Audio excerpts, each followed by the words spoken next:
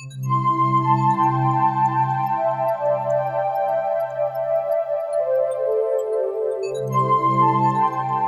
баспасы қазақ әдебиеті бағдарламасы бойынша таңдамалы шығармалардың аудио кітаптар топтамасын ұсынады.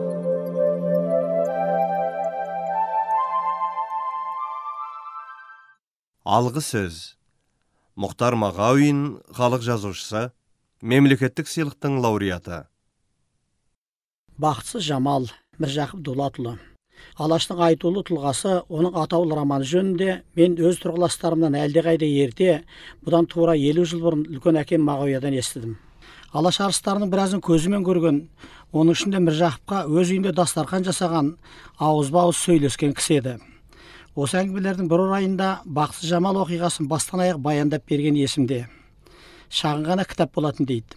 Бірақ дабырасы ел ішін кернеп кетті. Естіген жұрт бірінен бір ат түйедей қалап, сұрап оқыды. Ауызша хикаялар түрінде тарады. Үлкен кіші бас қосқан жерде бұрынғыда ертегі жыр емес, осы Жамал мен қазының әңгімесін айтатын. Қыздар жылап, әйелдер мұңаятын, ал ер азаматтар тұнжырап ойға бататын деп еді. Бұл 1911 жыл. Міржақыптың атақ даңқы осыған дейін ақ дабылдап тұрған. Қарсаңда ғана Оян қазақ атты жыр жинағы шыққан.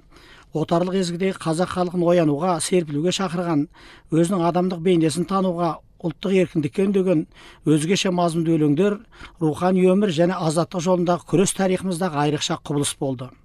Ал әйел теңдік және рақым, әділет мәселесін көтерген Бақытсыз Жамал осы ұлт бостандық тақырыбының бір тармағы болатын. Елдің еңсесін түсіріп отырған ескілікті дерттің жаңа замандағы жаңаша байып толғамы. Сонымен қатар Бақытсыз Жамал туыстас түрік халықтар әдебиетіндегі, бәлкім бүткіл дін қарындас мұсылман елдеріндегі әйел теңдігі, отбасындық күрделі тақырыпты көтерген алғашқы шығарма.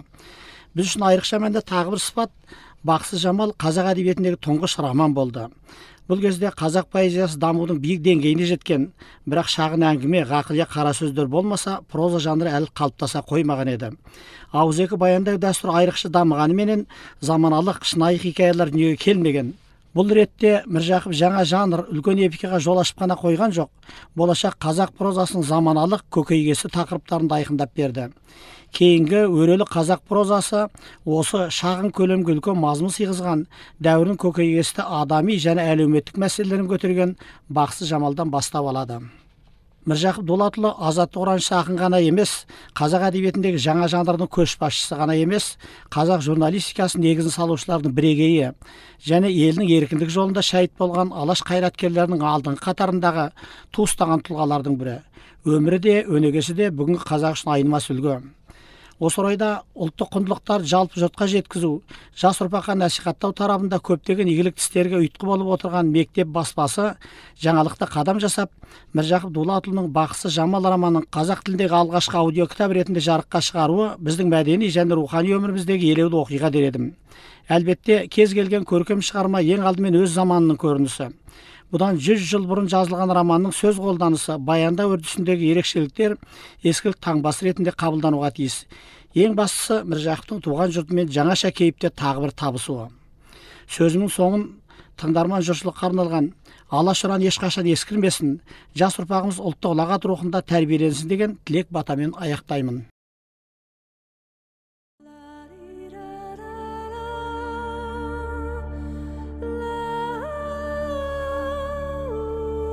Бақытсыз Жамал. Роман. 1910 жыл.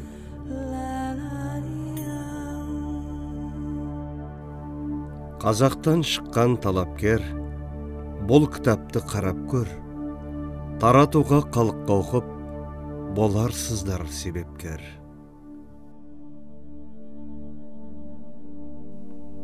Мир Якуб төмендердің аласасы, сөзімнің бар ма жоқ па тамашасы, жылтырап тесік моншақ жерде қалмас, қазақша бір роман жаза салшы. 300-ге біздің қазақ бөлінеді, осылай шежіреден көрінеді. Саны көп, сапасы жоқ һәммеден бос, ғылымға мойын ұсынбай ерінеді. Шет шығып сахарадан баспас қадам, болады бүйтіп жүріп қашан адам. Бейхабар ғаламдағы хикматтан, тұтқындай қапастағы күні қараң. Болмайды кемшіліксіз ешбір халық, бәрінен кейін қалған қазақ анық. Басқа жұрт біз секілді жалқау емес, ғылыммен қараңғыны етер жарық. Шығып жүр әр халықтың талаптысы, болмайма талаптанған әләк кісі. Қазақта жазылмайтын бір ауру бар, келмейді мінін айтсаң жаратқысы. Кеудесін мырза десең көтереді, бардаяқ құрт ауру жөтеледі. Шегінер халық пайдасы деген іске, деп айтшы осы сөзді бекер еді. Оқуға емес жұрттың бәрі құмар, оқығаны романды неде бұғар. Демеймін жалпақ жұрттың бәрі кешше, мағынасын түсінетін барда шығар. Сонда да жұрттың бәрі біле бермес, сөз болар жақсы жаман бәрі кеңес. Мақсаты романның халық түзетпек, жазылған еріккеннен ертек емес. Жамалдың жайын жаздық бұл кітапта, бақытсыз бір қыз екен осы шақта. Біреуге хас нәрсе емес һәм болған іс, жайылған бұл бір ғұрып әр қазақта. Айырсын оқушылар мағынасын, жай ғана хикая деп қарамасын. Көрген кім шариғаттан деген сөзді, қор етіп әйел халқын аямасын. Сатады қызды қазақ мал орнына, алмайды халал жұпты жар орнына. Әйелді хайуанға қисап етіп, тұтады өзін ерлер қан орнына. Байқашы өзің отчет беріп, бақытсыз жамал қызды оқып көріп, қазақтың әр жерінде бар емес пе, қисаплап уақиғаны көрсең теріп. Бұл сөзді оқып көрер қолын алған, иншалла хақиқат дүр емес жалған. Тиылып мыңнан бірі қиянаттан, көрсекен ғайыбләрін әр кім қылған. Қазақша роман жоқ басылған көп, бұл күнде халық ішінде шашылған көп. Қадари хал білгенімше мен де жаздым, тілеймін болса екен деп асырған көп.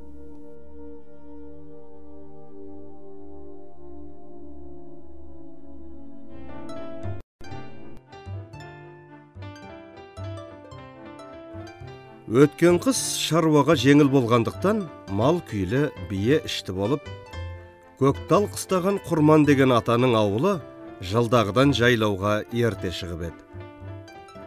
Екі ауылнай елдің жайлауы Саумал көлге жағалай ауылдар қонып, былтырғы жұрттарына үй тігіп, көп ұзамай бие де байлады. Қыстай бір-біріне араласпаған ағайындар сағынысып, қашаннан астас, тойлас болған ғадеттерінше, бір ауылды бір ауыл ерулікке шақыра бастады. Бозбалалар аралап қымыз ішеміз деген болып, тәуір киімдерін киіп, жақсы аттарын мініп, қызды ауылды қырындап жүрулері көрініп, балалар да асау тайларын үйретпекте еді.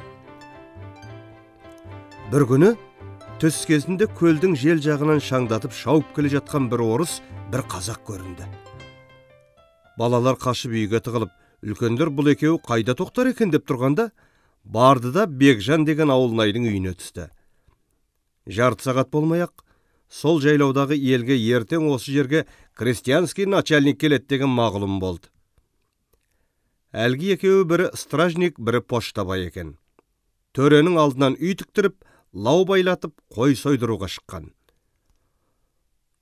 Ол күні ауылнай выборнойлар ұйықтамастан қызметінде болып, таңертең ауылдан оқшауырақ жерге тігіліп қалған бір ақ үй, бір қоңыр үй көрінді. Сәске кезінде қоңыраулатып пәуескемен төреде көрінді. Алды артынан етектерді алиып, жалпылдап шапқан қазақтармен даярлаған үйге келіп тоқтағанда, мойындарына шынжырлы ызынақ таққан ауылнай билер неше мәрте шұлғып қошаметпен тақсыр-тақсырлап үйге кіргізді. Сол арада жұмысы бар жоқ болса да, тамашаға 100-дей кісі жиналып қалған еді. Халықтың қазіргі әңгімесі, начальник не жұмыспен келді екен? Бәлки биылғы сатып алдының арызы шығып қалған болар ма десті. Бағзылары, жоқ, оның үшін неге келсін? Мәмбеттің болыстығын өзіне әперуге келген шығар деп, әр қайсы өз ойындағысын айтып, даланы бастарына көтеріп, гүрілдесіп отырғанда, маңдайынан тер шығып, бөркін қолына ұстап үйден Бекжан шықты. Жұрт бұған қарап, қалай ауылнай? Төре қызметке разы ма? Не жұмыспен келген екен деп сұраған соң ауылнай айтты. Әлхамдулилла, өзімді бек мақтап, қолымнан қайта-қайта іспәсібә деп ұстады. Шыққан жұмысы бұл жерде емес, Қарасу станциясындағы Хахол қаласына барады екен. Мұнда қонақ болып тынығып кешке жөнеледі. Өзі бек рақымды кісі көрінеді. Шаруа қалай, ел арасы тыныш па деп әммәсін сұрады. Анау күнгі Көтібайдың мені боқтағанын айтқаным жоқ.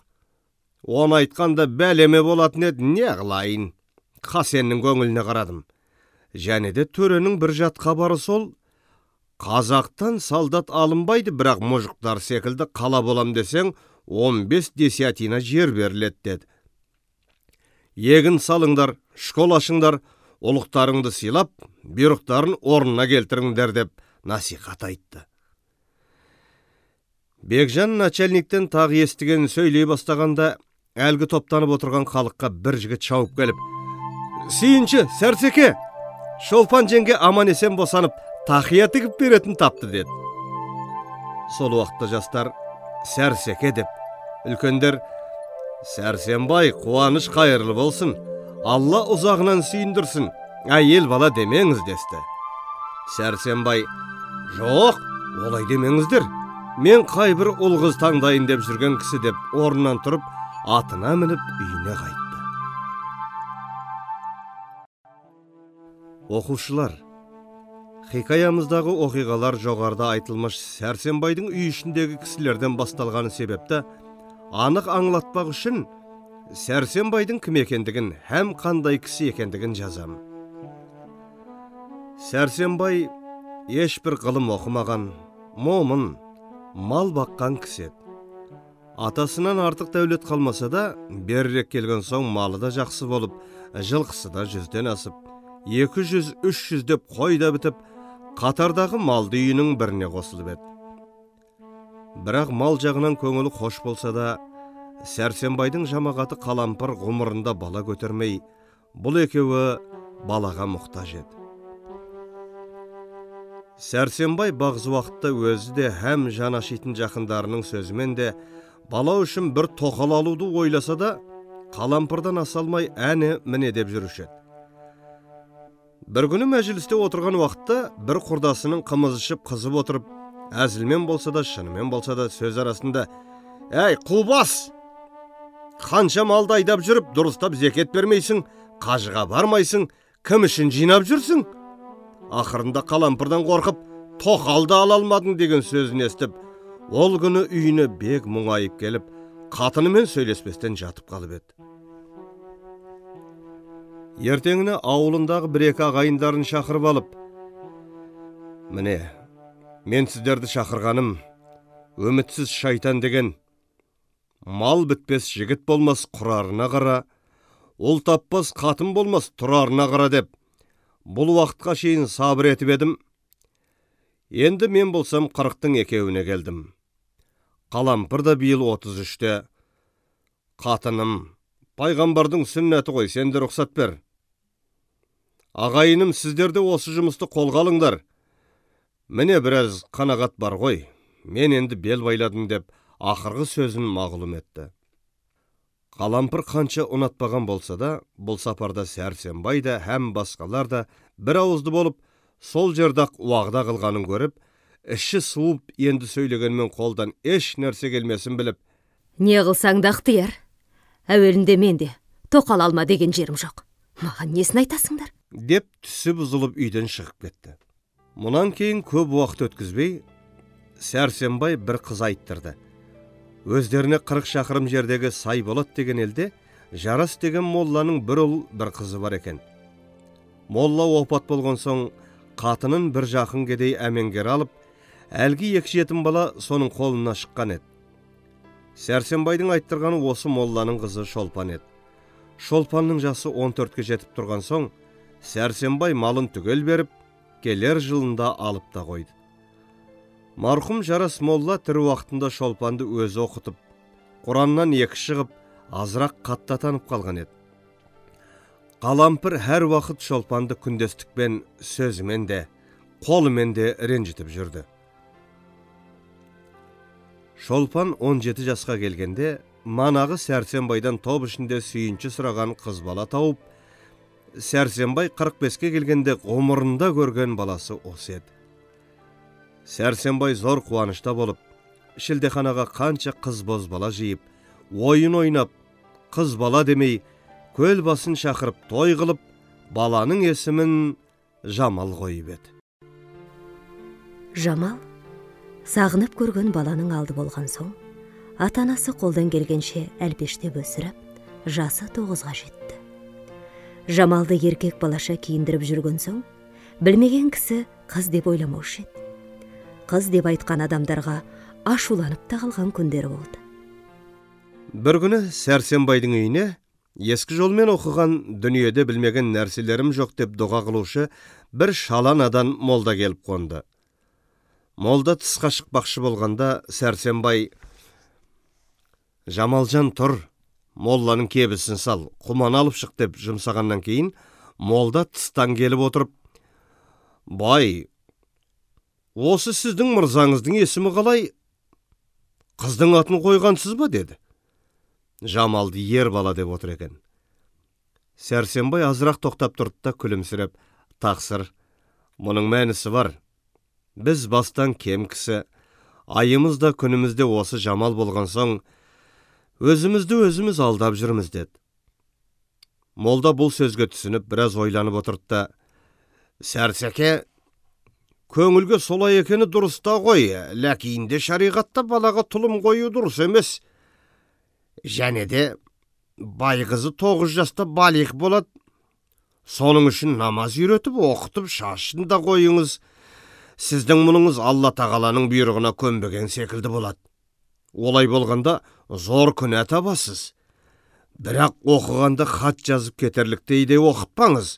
Құсуса жадид молдалардан оқытпаңыз. Не үшін десеңіз, олар әуелі дін иман білгізіп намаз оқытпай, иман шарт, бәдуәм, әптиек, әйжіктерді былай қойып, орыстарша «ә, б, т» деп, орыстың ісін қуаттап балаңды бұзат» деді. Сәрсенбай өзі надан, молданың өкшесі қисық деген кісіде күнәлі болады деп жүрген кісілердің бірі болғандықтан, тек молда есімін көтерген кісі болып, біліп білмей айтса да, мынау шариғат деген сөзге көз жұмып нанушы еді.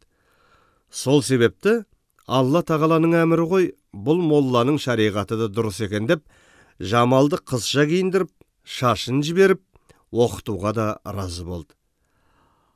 Анасы өзі азырақ та болса оқып, ғылым қадірін білген соң, бұл сөзге қарсы тұрмады. Сәрсенбайдың үлкен қатыны Жамалды жан тәнімен жақсы көргенсіп, тоқалдан туған қызды іші жек көріп тұрса да: «Ойбай молдеке, о не дегеніңіз? Жамал қарағым тым болмаса 15-ке келсін, сонда шаш қоярмыз» деп өршелеген болды. Мұнан кейін кешікпей қызша киіндіріп, шашын өсіріп, бұрынғыдай ер бала деп көңілдерін жұбатқанды қойды. Манағы молданың насихаты есінде жүріп, бір күні Сәрсенбай қатындарымен ақылдасты. Ахметжанның молдасынан оқытуға 2 шақырым жерге Жамал барып келіп жүр алмайды. Онанда бір жастау молда жалдап алсақ қайтеді. Жамалдың себебімен ауылдың балалары да оқыр, өзіміз малдың зекетін берерміз, ақысын ауылмен бірге көрерміз деді. Бұған қатындарды һәм солай деп айтқан соң, ауылы да разы болды. 1-2 айдан соң жазғы тұрым уақыт еді. Бір күні ауылға бір шәкірт келіпті, молдалыққа тұрады екен дегенді естіп, Сәрсенбай соған сөйлесуге келді. Уфа медреселерінің бірінен оқыған шәкірт екен. Қазақ ішінде қамаз ішіп, көзге тақсилге қаражат жинап алу үшін мұғалімдікке шыққан Ғазиз есімді ноғай жігіт. Жасы 22-лерде, ашық пікірлі, ұсыл тағылымымен жақсы ғана хабар бар еді. 2 жылдай қазақ ішіне шығып қазақтың сырын білгендіктен, және де Сәрсенбайдың пікірін аңғарып сөйлескен уақытында өзін шіп-шикі ескі жолмен оқыған хадими етіп көрсетті. Себебі ол: «Аз уақытта мен бұларды түзей алмаспын. Онанда бұларға хилаф келмей, өйтіп-бүйтіп қаражат жинап алайын деп ойлады. Сәрсенбай шәкіртке айтты: өзіміз бір ауылда 7-8 үйіміз, 5 айға 25 сом ақша береміз. Сөзді ашып айтқан жақсы. Мен өз басым малымның кірін беремін, басқалар өз білет. Ал кемпір мемпір құлап қалса өз талайынан деп күлді. Сол үйде осы ауылдың өз молдасы да отырады. Соған қалжыңдап, анау жерде отырған бір жігіт сөйледі: біздің Хасен молдадай қанды қақпан болса, бұл молдада теріс болмас. Біздің молда Торқа бәйбіше мен Жаппардың баласы өлгеннен бері дәндеп, күнде бір келе жатқан кісі болса, намазға шақыра жүрме деп қарап тұратын болды деп, үйде отырғандарды ду күлдірді. Біраз сөйлескеннен кейін Сәрсенбай шәкіртпен келісіп, үйіне алып қайтты. Уәделері бойынша мұғалім həмән Сәрсенбайдың үйінде тұратын болып, Сәрсенбаймен бірге еріп келіп, бір үлкен боз үйге кірді.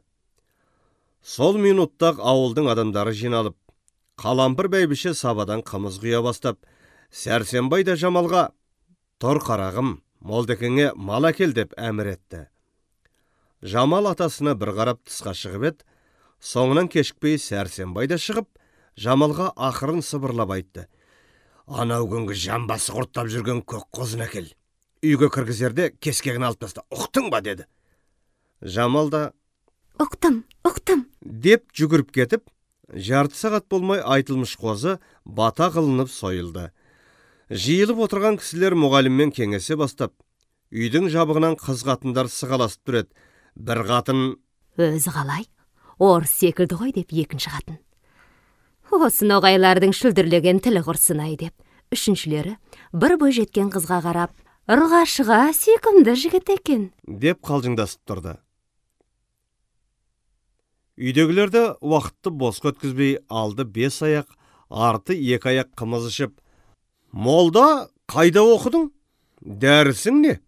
Қай қаланыкісің? Затыңыз ноғай ма, башқұрт па? Неше жасқа келдің? Атаң бар ма? Бұрын қазақ ішіне шығып бедіңіз, жамағат бар ма деп, үсті-үстіне керекті керексіз сөздерді сұрап, мұғалімнің басын қатыра бастады. Әл қасыл осы секілді мәжіліспен отырып, сойылған малдың етін жеп, халық тарады. Екінші күні мұғалімге бір қос тігіп беріп, 10 шақты шәкірт жиналып оқу басталды. Бұл шәкірттердің бір-екеуі болмаса, басқалары бұрын ешбір харп оқымаған еді. Мұғалім қанша ұсыл жадид тәртібіне оқытпақшы болып ойласа да, бала иелері: молда, балаларға иман, намаз үйрет. Бұрынғы молдалардың оқытқан кітабын оқыт. Біздің балаларға сол жетет, басқалардың керегі жоқ деген соң, лажсыз олардың тілегін оқытты. Бұрынғы оқымаған балалардың ішінде ең зейіндісі Жамал болып шықты. Жамал осы майда 9 толып, 10-ға қарап еді. Бір ай өткеннен кейін мұғалім Жамалдың зейініне қызығып, Шолпанға айтты: Жамалды ұсыл жадидке оқыта бастасам, аз уақытта хат жазып кетер еді. Бірақ бай ұнатпайды ғой деп. Шолпан тұрып: молдеке, біздің отағасының сөзіне қыласыз. Ақырын, оңашада, жасырып хат жаздырып үйрете беріңіз деді.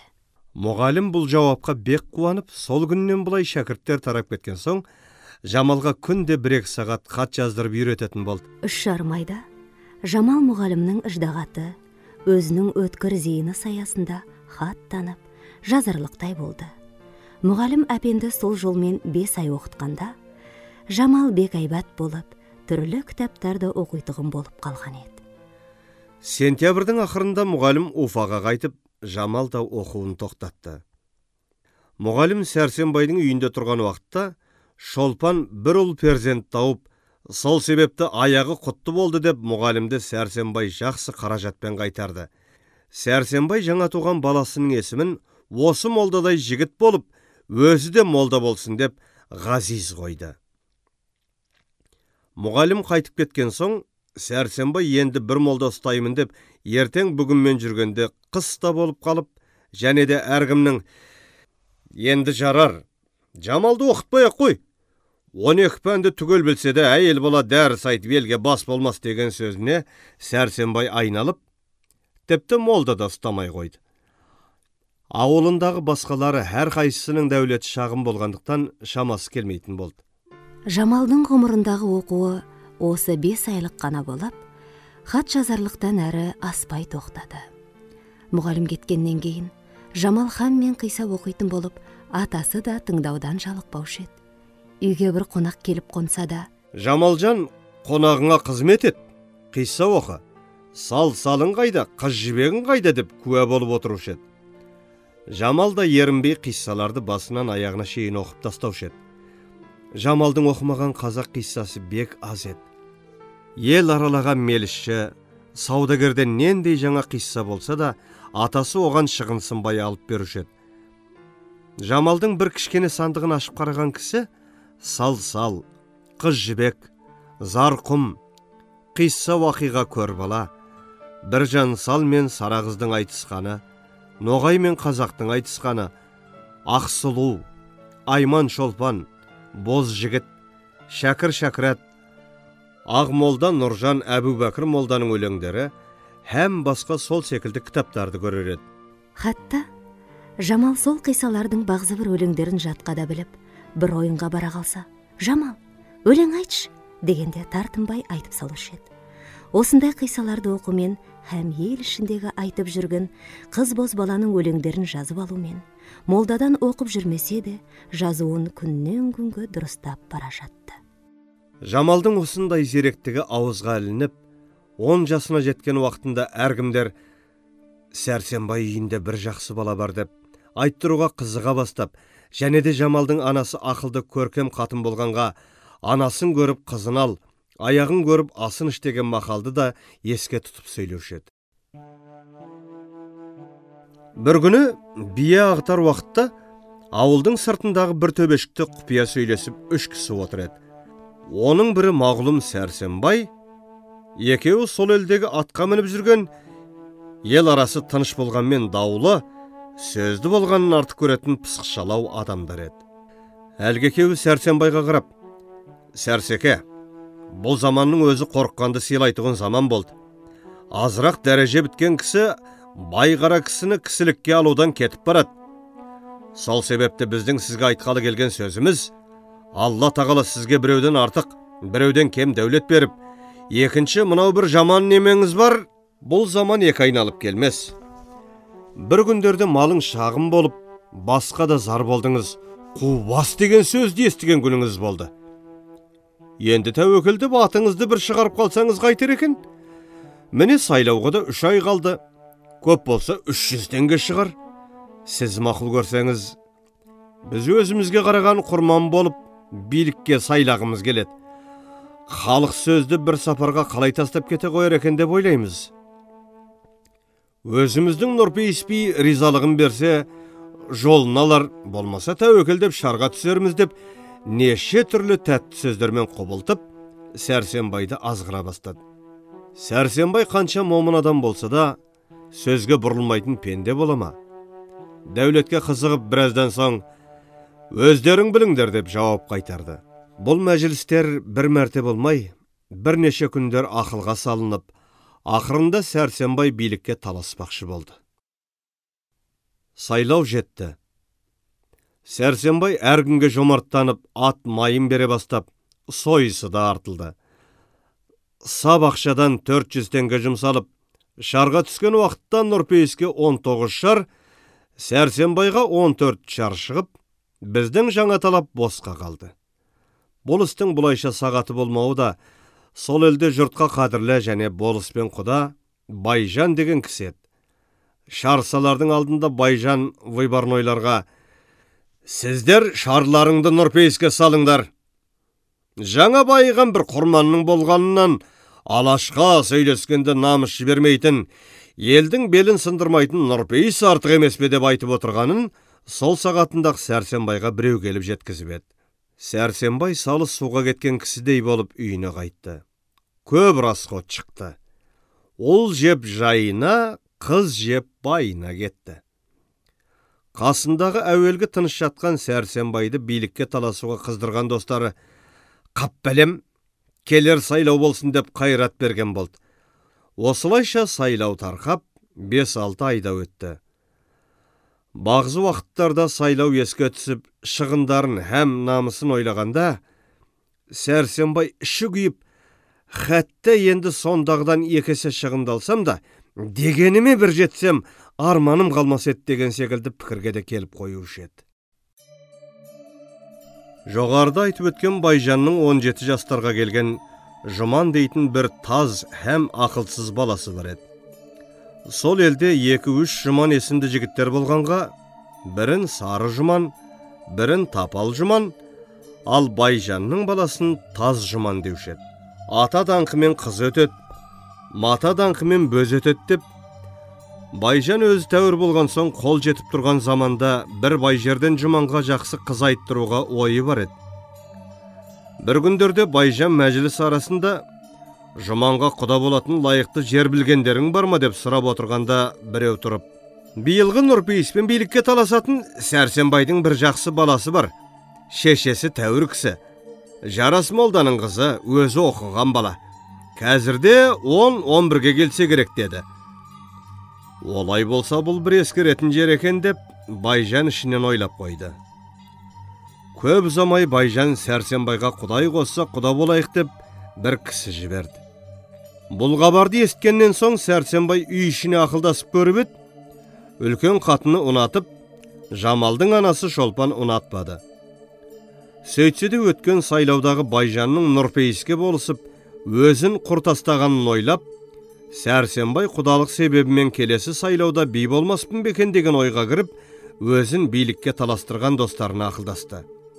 Бұлар естіген жерден, құдай берді. Әйді, қайырлы болсын, құда болыңыз. Қызды қырғызға да береді. Байжанның баласын жұрт пәлен түген десе де, асылдың тұқымы ғой. Әлақ өскен соң түзеліп кетеді деп, өзі босап тұрған Сәрсенбайды құда қылуға айналдырды. Жалғыз-ақ Шолпан неше күндей көнбеді. Жамалды өзінің теңіне береміз. Байжанның баласы жаман дейді. Атасының байлығы не керек? Десе де Сәрсенбайдың құлағына кірмеген соң, екі дүниеде Жамалдың обалы саған болсын. Би болмақ тұрсын, патша болатын болсаң да, Жамалды неғып сондай жаманға қиып бермекші боласың? Деп көзінен жас төгіп үйден шығып кетті. Ой, ұрғашының шашы ұзын, ақылы қысқа деген осы деп, Сәрсенбай басқа сөз айтпай, ішінен мыңғылдап отырып қалды. Сәрсенбай бұрын Жамалды жақсы көріп, өзінің теңіне беремін деп жүруінде ешқандай шүбә жоқ еді. Бұл сапарда сайлаудағы шыққан шығын, кеткен намыс, һәм ілгердегі үміт әммесі қосылып, оның үстіне көлденең кісілердің сөзде қамшы болып, не қылса да Байжанмен құда боламын деп жауап қайтарды. Бір айдан соң батасы 47-нің малы 200 теңге ақшаға келісіп, Байжан келіп құда түсті. Сүйіп болған құдасын Сәрсенбай китке разы қылып қайтарды. Құда болғаннан кейін белгісіз біраз заман өтіп, Жамал 15 жасқа келді. Сұлулық, ақыл, салтанат, үшеуі бір-біріне муафиқ келіп, Жамал сол елдің қызының алды болды. Бұл айтылмыш артықшылығының үстіне, Жамал сөзге бекұста болып, өз ойынан шығарып өлең де жазатын болды. Олай-бұлай қалжыңмен сөйлескен бозбаланы сөйлетпейтін еді. Ел ішінде тілді бозбалалардың көзі түсе бастап, шет елдерге де Сәрсенбайда бек көрген бір ақын қыз бар деген лақап жайыла бастады. Осы елде бір қыз ұзатқан той болып, кешке ойынға жұрт жиналып еді. 5-6 талапты бозбалаларда жиналып, осы Жамал жаста болса өлеңге де қара сөзге де бек пәле болып барады. Бүгін кешке бір өзіне өлең айтырып, бетін қайтаралық деп, әммәсі ақылдасып, 3 ауыз өлең шығарып, өздерінің арасында бір пысықтау жігітке Жамалдың қасында отырып айтуға тапсырды. Бұлар Жамалдың күйеуінің жамандығын бетіне баспақ болып, өлеңдерінде сол мағынада шығарған еді. Түн болып ойын басталып, манағы жігіт әуелгі планы бойынша өлеңін әбден жаттап алып, Жамалдың қасында отырды. Бір мезгілде бұл жігітке де өлең айтты бір реті келгенде, баяғы 3 ауыз өлеңді Жамалға қарап, домбырамен әнге салып қоя берді. Домбыра қолым ұстап бастым перне, нұр жауар деген сөз бар талаптерге, жасымнан бай баласы бұлғақтаған, Жаман қыз олай-пұлай маған тең бе? Білгенге ишара сөз жетер деген, білмеске сөзі қор боп кетер деген. Есекке арғымақты қосақтасаң, өтпейме ғұмыр зайғы бекер деген. Алыстан аттерлетіп келдім тойға, жақсымен сұхбаттаспақ болып ойда. Қу өлген қырам бүркіт біз боламыз, теңгеріп жүрме құрбым, тұрым тайға. Жамал бұл өлеңнің мазмұнына түсініп, және де өзіне бұл жігіттің ойынан өлең айтарлық өнері жоғы мағлұм болған соң, әуелі бір ауыз өлең айтайын, сонда не дер екен деп айтқаны. Сөзіңіз бек мүлайым, ақын аға. Өнерге жас күніңнен жақын аға. Беруге қалай жауап білмей тұрмын. Түсіндір сөзіңіздің затын аға. Бұл тойда отырғандар енді Жамалдың мына сөзіне жігітіне айтар екен деп тегіс тыңдап отырып, кәне сөйле мырза деген әр жерден дауыс шыға бастады. Әлгі жігіт өзінің бар жатқа үйренген 3 ауыз өлеңін бітіріп алып, Жамалдың мына сөзіне муафиқ жауап қайтара алмай, ұялғаннан қызарып, манағы өлең үйреткен жігіттерге жалтақ-жалтақ қарай берді. Сол уақытта Жамал көкірегін кернеп, мына өлеңді айтты. Ағадан сөз қайтпат қарындасқа, жігіттен сіздей жауап табылмас па? Бітсе егер өлең шіркін бойға қайнап, жауапқа сіздей ғазиз тартылмас та. Болған соң үйретінді бір-ек ауыз, айтуға сізге қатай ұнамас та. Есек пен арғымақты мысал қылып, әпендім, білгеніңді бетке баспа. Пендесі хақ жаратқан емес бірдей, хан, қара, би, төре мен кәрі жаста. Намысы бөріктінің бір деген бар, білсеңіз, сізге ұят бұл рас па? Замандас, жақсы сөзді табип деген. Құрбыға бір себеппен бітсе хаста, бір сырлы 8 қырлы көрінесіз, тағы да білетініңді айтып таста. Әр жерде құрбы ішінде Жамалдың осындай шешендігі көріне бастап жүргені секілді, бұл сапарды да халық Жамалды мадақтап, екінші сара мұнан шықты, енді мұныманда айтысарлық бір жан қайдан шығар екен деп тарасты. Жамал кәмелетке жеткен соң, күйеуінің нашар екенін біліп, көңіліне күннен күнге уайым, қайғы түсе бастады. Жамалдың бұл қасіреттерін көбейтуге себеп болған, Жұманның жамандығынан құрбы арасында күлкі болған істер еді. Мысалы Жұманды үйі қаншай ғайыры нәрселер әкелуге қалаға жібергенде, жолда терілерін алып сатарға сатып, 10 теңге алтын орнына алданып, 1 тиын жаңа бақыр алып келу еді. Һәм елде бозбалалық қылмақшы болып, бір қызы бар үйдің босағасында ұйықтап қалғандықтан, қыздың әкесі таңертең, «Әй, тұр балам, ұйқың қанған шығар» деп үйіне жіберу еді. Мұның әммәсін Жамал естіген еді. Атанасы зарыққанда көрген баласы екенінде ойлап, не себепті жаман күйеуге бергеніне қайран қалып жүрді. Өзі теңдес қыздардың күйеулерін салыстырып қарағанда, Жұманнан нашары жоқ еді. Басқа шет елдерден күйеуіне разы болмай, екінші жігітпен қашып кетіпті дегенді естігенде, ішінен ойлап, олар да мен секілді бейшаралар ғой, деп аяушы еді. Олар секілді бір жігітпен көңіл қосып қашсам, пәленшенің қызы қашып кетіпті деген сөз болып, атамның сүйегін сындырғандай боламын. Разы болып, Жұманға барсам, ғұмырымша қор боламын ғой деп. Қайсысын істеуге ақылы жетпей, бағыз уақыттарда түні бойы ойлаумен ұйықтамай да шығушы еді. Әр уақытта осындай уайымда болған соң, Жамал жүдеп те кетті. Атанасы, «Қарағым-ау, сен неге жүдеусің?» дегенде, «Жай, басым ауырады» деп қойушы еді. Жамал осындай уайымдарда болып жүргенде, бір күні Байжаннан Сәрсенбайға «Биыл баламды ұрын жіберемін» деп сәлем келді. Бұл хабарды естігеннен кейін, Жамалдың қайғысы бұрынғыдан 3 есе артты деуге лайық болды. Жамал қанша ішінен қапалансады, басқа бір кісіге айтуының ебін табалмай, бір күні қолына қағаз бен қарындаш алып, тым болмаса көңілімдегі қасіретімнің 10-нан 1 бөлігі шықпас бекен деп, өз басындағы халіне біразырақ өлең жазып еді. Шешесі Жамалдың бір қағаз жазып отырып, қасына бір хат танитын кісі барса, жасырып қойып жүргенін көруші еді. Мұның жазып жүргені немене? Деп Шолпан азырақ шүбәләніп, Жамалға білгізбей, оңашада Жамалдың қалта-қалталарын ақтарып, онан еш нәрсе шықпаған соң, қағаз, кітап салатын сандықшасын қараса, бір кітаптың арасынан мына өлең шықты. Манағы Жамалдың жазып жүргені сол екен.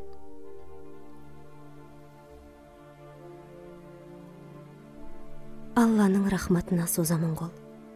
Адасқан мен ғарып табалмай жол. Ашылып біздің басқа түскен тұман, шаттықпен өткіз деймін, тілегім сол. Сыртым сау, ішім түтін қапалықта, бұл күнде көңілім жүдеу, қасіретім мол.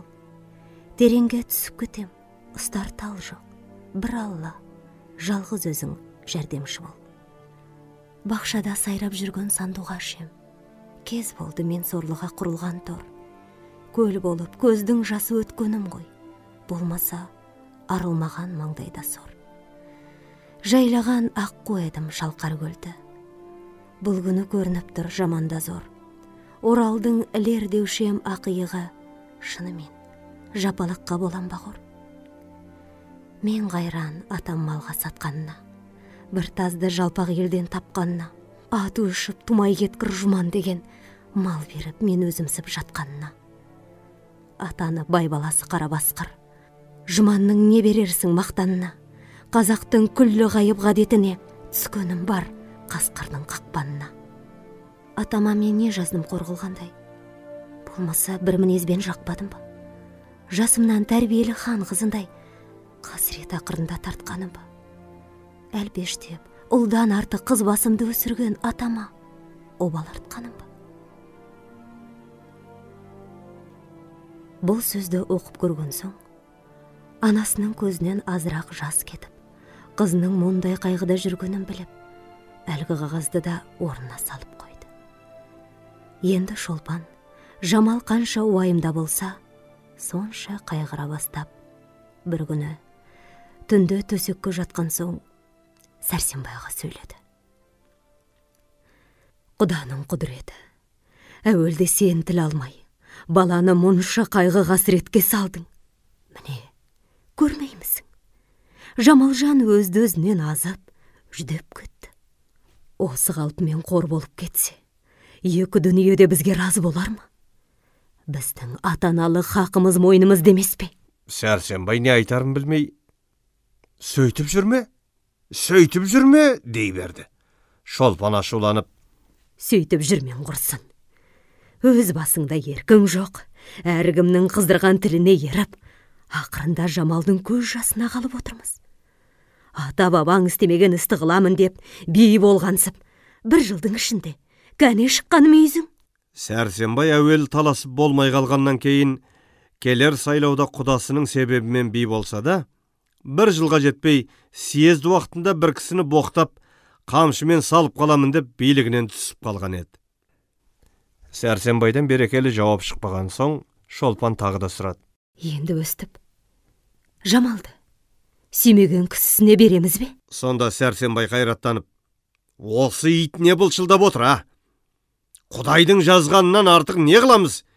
Екінші кісіге береміз десең, байжан болыстармен қосылып, біздің жанымызды қояма? Малымыздан құрық, басымыздан сырық түсіреме? Қатын дұшпан деген оса, болмаса бұл сөзді айтар ма едің деді. Сәрсенбайдың жуас қорқақтығы Шолпанға бұрыннан мәлім.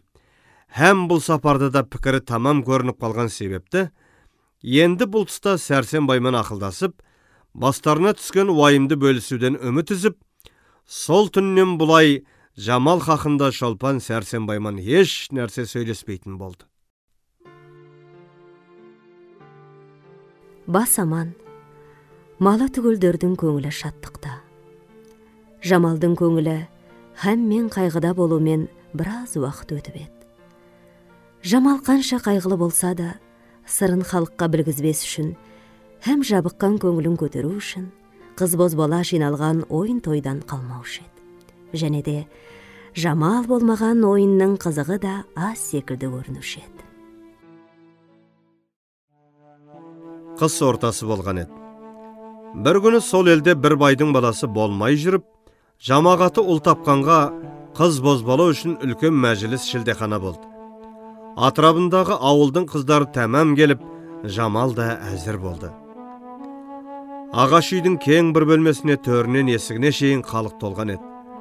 Бұл елде ойын сауық әлі қалмаған болғанға, бір қыз бір жігіттен қатар отырғызатын әдет бар еді. Жиылғандар бірі өлең айтып, екіншілері қалжыңдасып, ойын әлі қызып бастала қоймаған уақытта есіктен кеш жарық деп бір-екі жігіт кіріп келді. Бағзы бозбалалар, міне бір сыпайы жігіттер келді. Қай жерге отырғызамыз деп ақылдаса бастап, көп кешікпей біреуін Жамалдың қасына әкеліп отырғызды. Бұл жігітті біздің Жамал танымайтын еді. Ләкін Жамалдың қасына отырғызудың бір тәуір жігіт екендігі аңланды. Бұл жігіт отырып болған соң үйдегілерге қысқа-қысқа сөзбен амандасып, соңынан Жамалға қарап, «Сіз де сәлеметсіз бе?» деп қойды. Бұл жігіт орта бойлы, қияпатты, бетінде азырақ қорасан дағы бар, жаңа мұрт шығып келе жатқан, сөйлеген сөзі сыпайы, әдепті, киімі ноғайшалау Ғали есімді бір зат еді. Көлденеңнен қарап салыстырғанда, бұл үйдегі жігіттердің абзалы Ғали, қыздардың абзалы Жамал секілді көрініп, екеуінің қатар отырулары да бек жарасып кетті. Ғали бір болыста басқа ауылнайға қараған Дүйсебек деген кісінің баласы еді. Жасынан талапты болып, Қызылжар Троицкідегі медреселерде оқып жүріп, және де частный учительден оқып та орысша азырақ сөйлеп, жазарлықтай шамасы бар еді.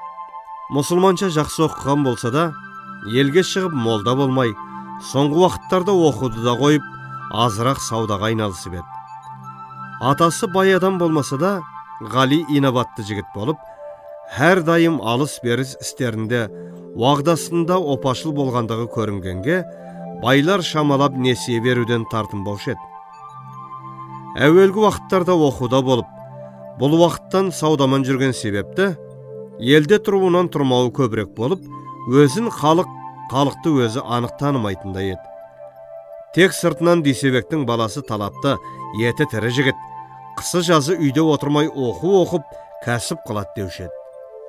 Жаңада өткен бір жәрменкеде алыс берістерін бітіріп, 1-200 теңгелеп пайда қылып, үйіне қайтып, ағайынды аралап амандықта жүргенде, осы ойынға кез келген еді. Ғали Жамалмен қатар отырған соң, бір-бірінің халін һәм кім екендіктерін сұрап білісті. Ғали Жамалдың бұрынғы көріп жүрген жігіттерінен сөзге ұстарақ, сұраған сөзіне толық жауап қайтарып, һәм өзде ләззәтті сөздер сөйлей бастағанға, маңайындағылардың не істеп, не сөйлеп, не ойнап жатқанын естімеген секілді ұмытып, шын ықыласпен кеңеспектей еді. Әр түрлі ойын болып, ақырында бұғыбай, мыршалай мырыш деген ойындар тамам болған соң, бір жігіт бір белбеуді есіп алып, «Енді әлеумет өлең айтасыңдар, айтпасаңдар, айтпағандарыңа мінекей» деп қолындағы есілген тоқпақтай белбеуін көрсетіп, қорқытып аралап жүре бастады. Білген қадарынша Ғали мен Жамалдан басқа бозбалалар өлең айтып жатса да, өлеңдер қашаннан бері айтып келе жатқан ескі өлеңдер еді. Мысалы, біздерде өлең де бар, өнер де бар, байларда мінілмеген дөнен де бар деген секілді, соның үшін артық ләззатты болмағанға жазбадым.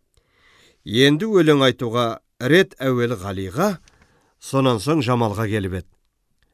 Ғали домбыраны әкеліп ұстатқанның соңында, менің өлең айту әдетімде жоқ еді, білмеуші едім деп күлімсіреп отырып, «Қайыр, енді көңілдеріңіз қалмасын» деп, көркем әнмен домбыраға дауыс қосып сөйледі. Ал сөйле келді кезек енді Ғали, керілмей ұста қолға домбыраны, рух берген мәжіліске қызмет көрсет, сайратып тілмен жақты болса халі. Өнерің болса ішінде шығар сыртқа, бұл жерде жасырудың болмас мәні. Қандырып құлақ құрышын тыңдаушының, жарайды, міне жігіт десім пәлі.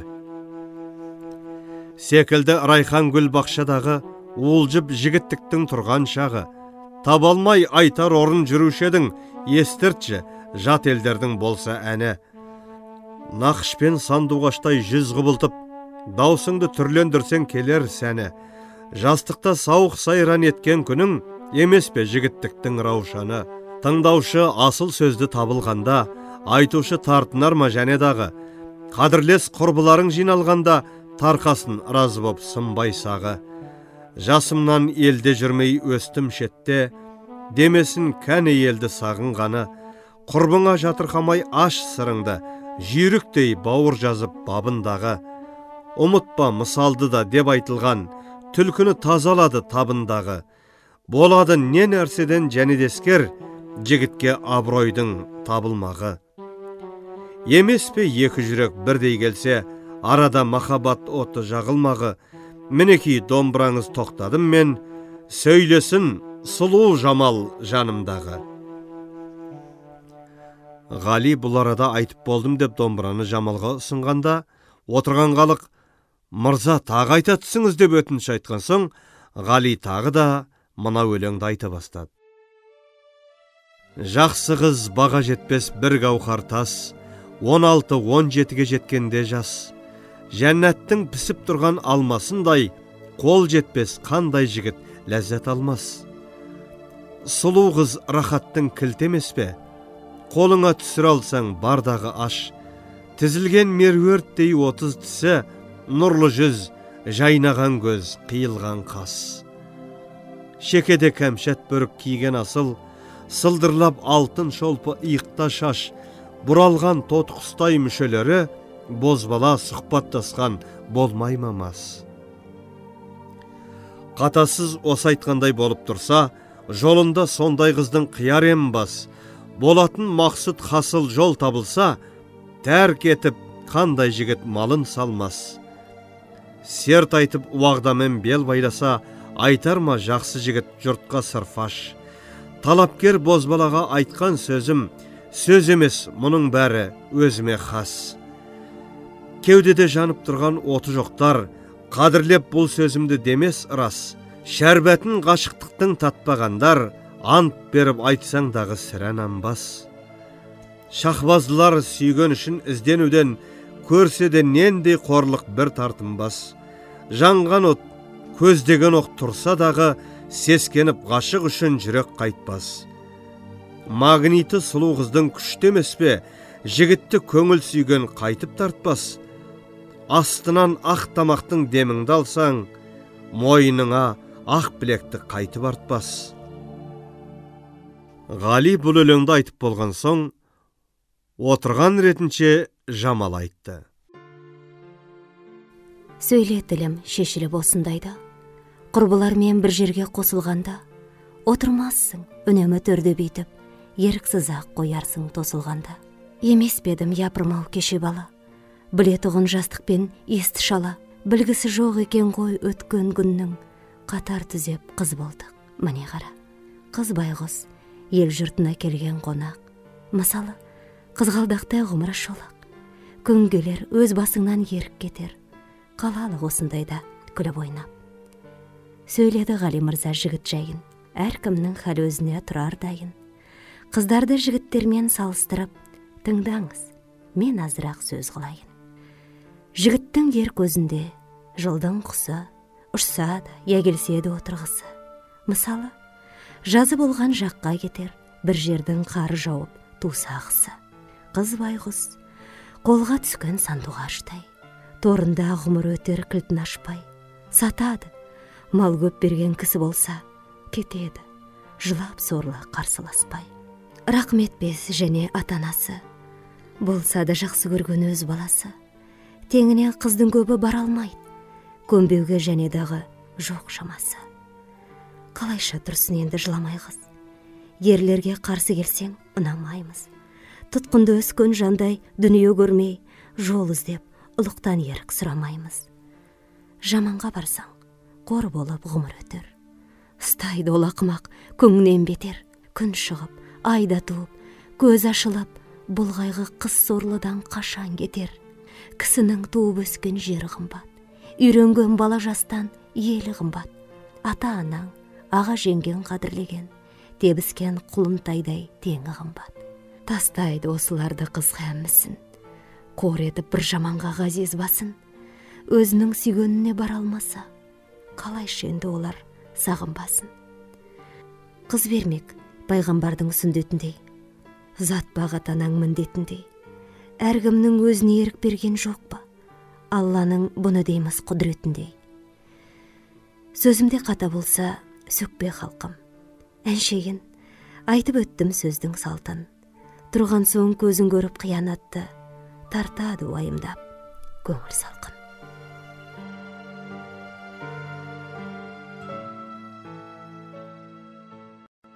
Бұл күні Ғали мен Жамал әбден сөйлесіп, әрқайсысы хал ахуалын біліскен еді. Іштерінен бір-біріне ұнағандығы білініп, бір көрген біліс, ек көрген таныс, мұнан бұлайда кез келіп жүрерміз деп, бұл сапарда айырылысқан еді. Ғали әлі қалың бермеген бір талапты жігіт болғанға, Жамалдың күйеуінің наразылығына қарай, екі тараптан да бір-біріне махаббат байланды деуге лайық болды. Не үшін десеңіз, екеуінің де сол ойын болған түндегі сөздері көңілдерінен кетпей, әмен бірін-бірі ойлайтын болды. Мұнан кейін Ғали Сәрсенбайдың үйіне бір-екі мәрте келіп кеткен уақытта, Ғали мен Жамалдың бір-біріне көз қарауларын байқап тұрған кісі болса, екеуінің де көздерінде «Мен сені жаным, тәніммен сүйемін» деген жазуды оқығандай болар еді. Ләкин екеуі оңаша жолығуға ешбір реті болмай жүрді. Бір күні Ғали қалаға бара жатыр едім деген болып, Сәрсенбайдың үйіне келіп қонды. Далаға шығып кіріп жүргенде, Ғали Жамалға әдейі бір жолығу үшін келгендігін сездіріп қойғанда, Жамал түнде Ғалидың қасына келуін шүбәсіз деп ойлап қойды. Һәм бұл ойда теріске кетпей, үй іші ұйықтаған уақытта екі жас бір төсекте еді. Екеуі әуелі жолыққан күндерінен бері нендей ойлар ойлағандарын, бірін-бір көруге сағынғандарын айтып, һәм бастарындағы оқиғаларында азырақ қозғап қойысты. Екеуі түбегейлі терең ойға бармай, ақырын көрерміз, қазірше ойнап күліп жүрейік деп уағда етіп, араларында шын достық ғаламаттарда болып қалды. Екеуі бірдей қазақтың ғұрпында болған қаталарды, жәбіршіліктерді сөйлеп, Жамал өзі ес білгеннен бері уайымдарын бір минуттың ішінде ұмытып, енді Ғалиді көрмей тұрған минуттар бір жылдық көрінерін Ғалидың құшағында жатып айтып білдірді. Осылайша Ғали Жамал дос болып, әрбір лайықты уақыттарда жолығып, сұхбаттасып жүріп, қыс өтіп жазда келді. Бұл екеуінің көңілдерінде бір ғана ой бар еді. Бірақ бір-біріне бұл күнге шейін айтуға әрқайсысы өздеріне сенбеген секілді болып, үндемей жүруші еді. Бұл ойын Жамал сөйлесе Ғали қабыл алуы, Ғали сөйлесе Жамал қабыл алуы шүбәсіз болса да, сөйлеуге екеуінің ойындағы мақсаттары бір болған секілді, қауіптері де һәм бір еді. Жамал мен Ғали аз күнгі ойын күлкінің қызығымен өздерін дүниедегі бақытты адамдардан санап жүргенде, бір күні бұларға үлкен қасіретті хабар естілді. Байжан мен Сәрсенбайдың арасындағы уағдалары болып, енді бір айда Жұман күйеу ұрын келіп қалыңдық ойнайды деген өсек расқа шықты. Бұл ренішті хабар бұл күнге шейін Жамал мен Ғалидың іштерінде сақтап жүрген сырларын бір-біріне білдіруге себеп болды. Бұл айталмай жүрген сырлары екеуі қалай ғұмырлық жолдас болып, Жұманнан Жамалды құтқару екен.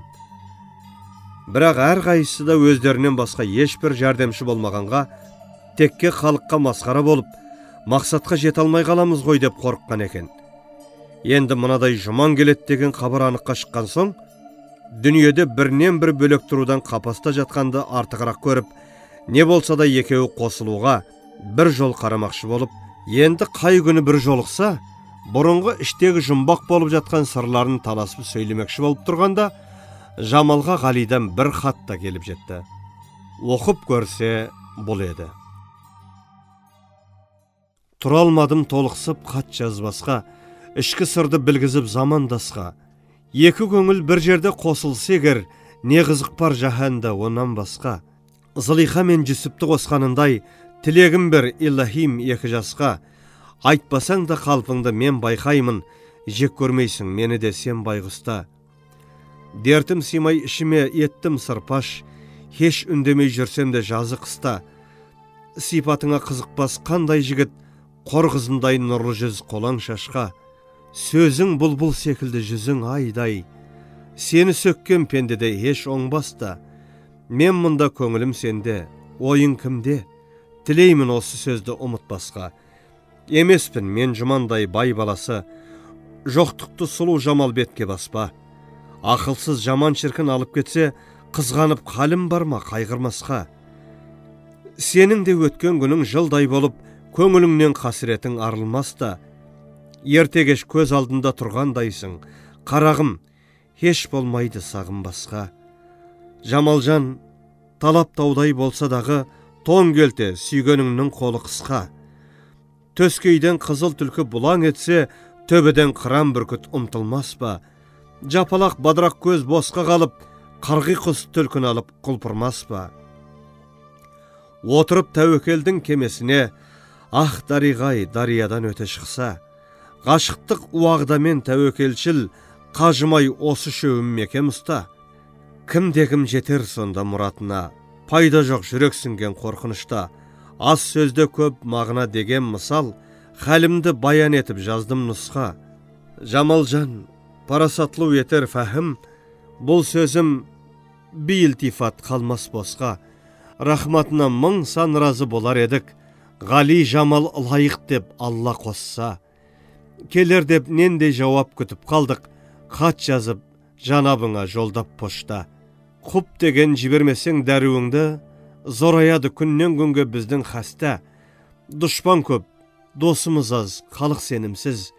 Я Алла, тура жолға өзің баста. Ғалидан пақырыңыз жазылды хат, махаббатлу махбуба Жамал досқа. Бұл хатты Ғалидан Жамалға алып келген жігіт, әр уақыт бұл екеуінің арасында осындай құпия хабарлар, һәм хаттар тасып жүретін Ғалидың бір анық сенген кісісі еді. Бүгін бұл хатты Жамалға тапсырып, жауабын ертеңге шейін даярлап қоярсың. Мен бір ауылға барып қайтамын деп кетіп қалды. Жамал бұл хатты 3-4 мәрте оқып шығып, бір қызып, бір суып, Жұманға барса ғұмырынша қайғы қасіретте өтетінін ойлап, Ғалимен қашса, не түрлі ұят машақаттар болып, ақыры нешік болатынына көз жетпей, аз дағдарып, көзінен моншақ жастарды төгіп алды. Біраздан соң, тағы да қайраттанып, тәуекел. Алла басқа салған соң, не де болса көтердім. Ғалимен ғұмырымша қол ұстасып жүрсем де, арманым болмас, деп ойлады.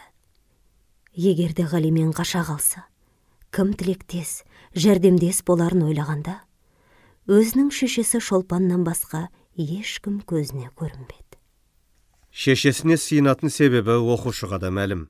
Шолпан әуелден Жамалды Жұманға беруге разы болмай, Сәрсенбайға тілін алғыза алмай қойған еді. Екінші, Жамал бой жеткен соң Жұманға көңілі наразы болып жүргенінде сезіп, хәтті сол мезгілде Жамалдың жазып жүрген өлеңінде тауып алып оқиды деп жоғарыда жазып едік. Үшінші, Жамал мен Ғалидың жақын болып жүргендерін біліп көріп жүрсе де білмегенсіп жүруші еді. Жамалды Ғалиға лайық көрген секілді болып, Ғалиді шын ықыласымен баласындай жақсы көруші еді. Ұзын сөздің қысқасы ақырында Жамал Ғалидың жазған сөздерін қабыл алып, қарсы жауапта жазып, ертеңінде манағы жігітке тапсырды. Бұл жігіт хатты сол күні-ақ Ғалиға жеткізіп берген соң ашып оқыса, жазылған сөз мынау екен. Ғалижан, біздің қолға тиді қағаз. Жазғанын қабыл алдым сіздей шахбаз. Мақсатқа муафиқлы сөз шыққан соң, өңім бе, түсім бе деп тұрдым біраз. Сіздейін жаздым жауап білгенімше. Не түрлі жазған сөзің кірді ішіме. Сырымды жалғыз саған білдіремін, айтпаған мұнан бұрын бір кісіге. Мағлұм бір өзіңе менің халім. Еш рахат көрмегендей сенсіз жаным. Еріксіз бір есекке қосақталсам, жаһанда екі бірдей келмес мәнім. Қосылсам, несіп болып сеніменен, кім айтар? Жүрмеді деп теңіменен, сенімен отқа жансам арманым жоқ. Жуылмаған жұман атты перменен. Хатыңда бай емеспін деп жазыпсың. Бетке салық қылма деп көп жазыпсың. Байды сүйсем, жұманға бармас бедім. Мұны ойламай, әншейін тек жазыпсың. Бір сенсің, ғашық отын сөндіретін. Кім бізді ықтиярсыз көндіретін. Өлсек шұқыр бір болсын, шықсақ төбе, айрылмалық болса да өлтіретін. Бір Алла жалғыз өзі болсын айғақ, тұралық уағданы бекем байлап, сен үшін бір басымды еттім құрбан, шынжырлап жіберсе де сібірге айтап. Біз көндік мұндай халге, Құдай салды, панасыз мазлұммен бір зарлы. Ал енді күн түн демей айла қара, келуіне жексұрынның бір ай қалды. Менде жоқ аға жеңге мұңымда шар, сырымды басқа қайтсам жұртқа шашар. Білмеймін апам байғұс не қыларын, жалғыз ақ сенетінім ақылдасар. Аналық мейірбаны түссе егер, дұшпаннан құтылуға айла табар. Сенбеймін еш кісіге мұнан басқа, керек атам, керек жақын ағайындар. Жан достым, 4-5 күнде жолығып кет, болса да сөйлесерміз нендей рет. Өзіңде қарап жүрмей ескере бер, көңілге кіргеннен соң мұндай ниет. Келмедің 15 күндей, мен көп достым. Санаулы енді, аз ғана біздің бос күн. Қайырлы сағаттарда ескергей деп, хат жазған қалам қозғап, Жамал досым. Ғали бұл хатты оқығаннан кейін, сол күні өзіне сенімді құрбылары Жүніс Нұрмаш деген жігіттермен күн батқаннан түн ортасына шейін ауылдан аулақ бір оңаша жерде ақылдасқан еді.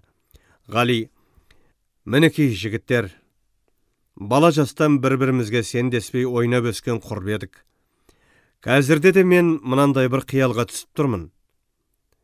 Айтқан сертіне қыз жетіп, мен жетпей қалсам, маған тірдей өлім ғой деп ойлайым. Мен тәуекел деп бұл іске басымды байладым. Сендер не ақыл айтасыңдар?" деді. Әлгі жігіттер: "Оның бізге несін айтасың? Біздің сенен аянар еш нәрсеміз жоқ. Бұл заманда қыздың басында ерік бар ғой. Азар болса малын алар, кім қызды тегін береді?" дегеннен кейін, Ғалидың қуанғаннан екі көзі жайнап кетіп, "Не қылса да осы бір іске бір өнер қайрат ете көріңдер" деп, ертең тағы да ақылдаспақшы болып тарқасты. Бұл үшеуі ертеңіне һәм бас қосып, бұл жолғы мәслихаттары әуелі Ғали Жамалға барып, оңашада әбден сөйлесіп, қай күні қашатындарын уағдаласуға қаратты. Көп кешікпей Ғали да бір күн түнде Сәрсенбайдың ауылының тұсындағы бір сайда сүйіктісі Жамалмен келешекте бірге рахат ғұмыр өткізулерінің желісін сөйлеп тұрады. Дүниеде бұл екеуі үшін бір жақтан істің ақыры нешік болады деген үлкен қорқыныш, екінші жақтан дұшпанның қолына түспей құтыламыз ба деген қорқынышпен жүректері лүпілдеп, бірінің қолы бірінің мойнында болып, екі ғашық бір ойда еді. Май жұлдызы, таң қысқа, ай жарық, дүние тып-тыныш, ел жоқ, ауа жақсы, жаңа қонған жұрт көкорай шалғын жапырақ гүлдердің иісін қып, біздің жастарды көріп тұрған жалғыз Алла, екіншісі аспандағы ай мен жұлдыз еді. Жан жануар күндізден шаршаған секілді тынығып, жылқы жусап, қарамал күйсеп, анда-санда қой үріккенде ұйқысы сақ төбеттің маңқылда бүргені, кемпір шалдың айтақтаған дауысы ғана естілуші еді. Бұл бейшаралардың да бозбалалардан өнің өшсін деген қарғыстан басқа алғысы жоқ еді.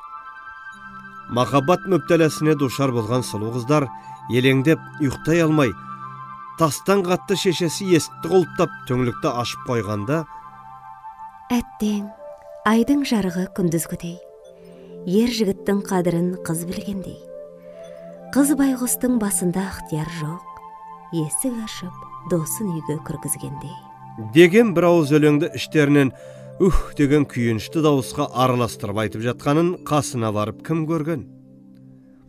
Торғай шырылдап таң белгі бере бастады. Біздің сайдағылар қысқа таңның атқанын білмей қалған еді. Жамал Ғалиға айтты: "Анау күнгі саған жазғаннан кейін менің өңімде бұзылып жүрсе керек.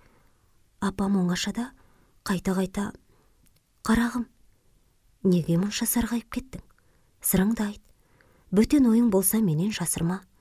Мен сенің біреуге қор мұқтаж болмағаныңды ойламасам, саған жамандық тілер деймісің?" деген соң, және апама сенген соң, бар сырымды сөйлеп едім. Олай болса қарағым, бетіңнен жарылқасын. Ғалиді мен жек көрмеймін. Бірақ қайтейін. Құдай тағала сені бір жаманға байластырып қойған соң деп, жылап та жіберіп, ақырында өзі бізді шығарып жібермекші болды. Бұған Ғали да бейхисап қуанып, екеуі ендігі жексенбіге осы сайды белгі қылып, уағда байласты. Ғали үйіне келіп, өзінің бұл іс хақында ақылдас болып жүрген құрбыларымен сөйлесіп, келер жексенбіге ат сайландыра даярлана бастады.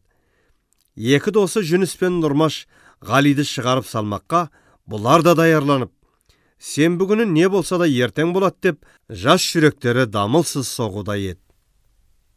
Ғали даярланғанда, Жамалда қарап жатпай, ақырғы сырын туған анасы Шолпанға айтқанының соңында, Шолпан да разы болып, жол қамын ойлай бастаған еді.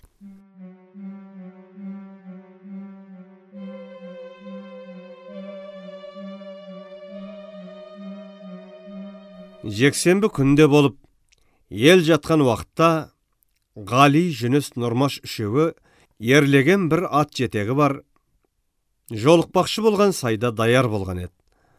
Бұларға әрбір өткен минут сүрленген жылдай болып, қашан келет деп қарап тұрғанда, бүркенген екі әйел көрінді.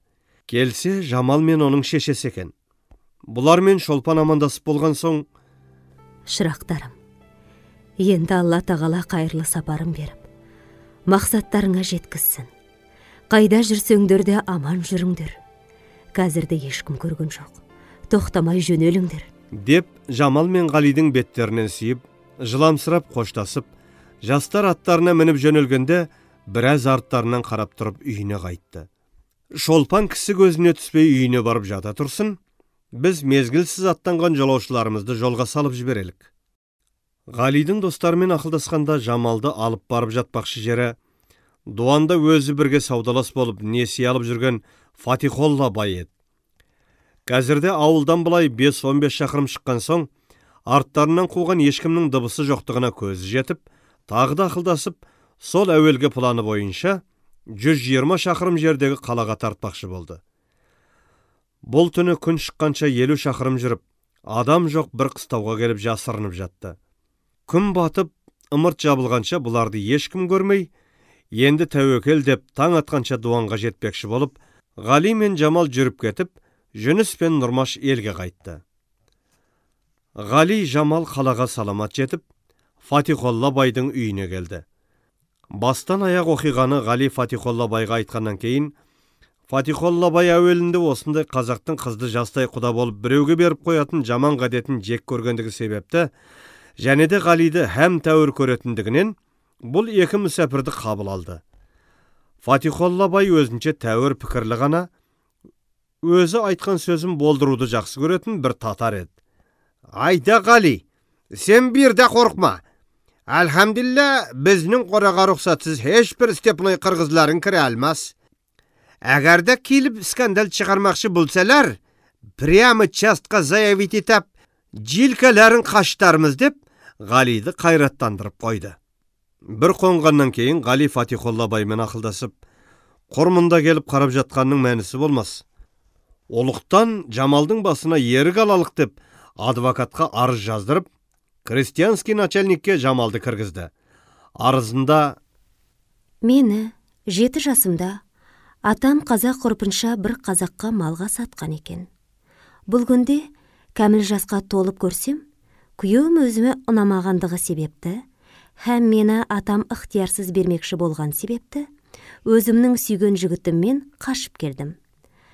Мәрхаматшылық жүзінен мен мазмұнаның көз жасын құрғатып, басыма ерік беріп, қиянаттан қорғасаңыз екен, деген сөздер жазылған еді.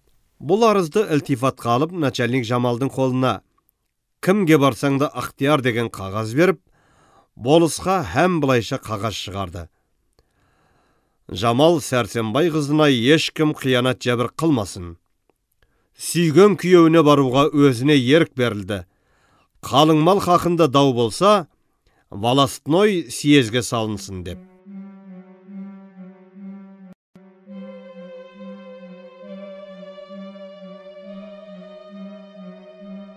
Енді оқушыларға елде болып жатқан уақиғалар мағлұм болсын.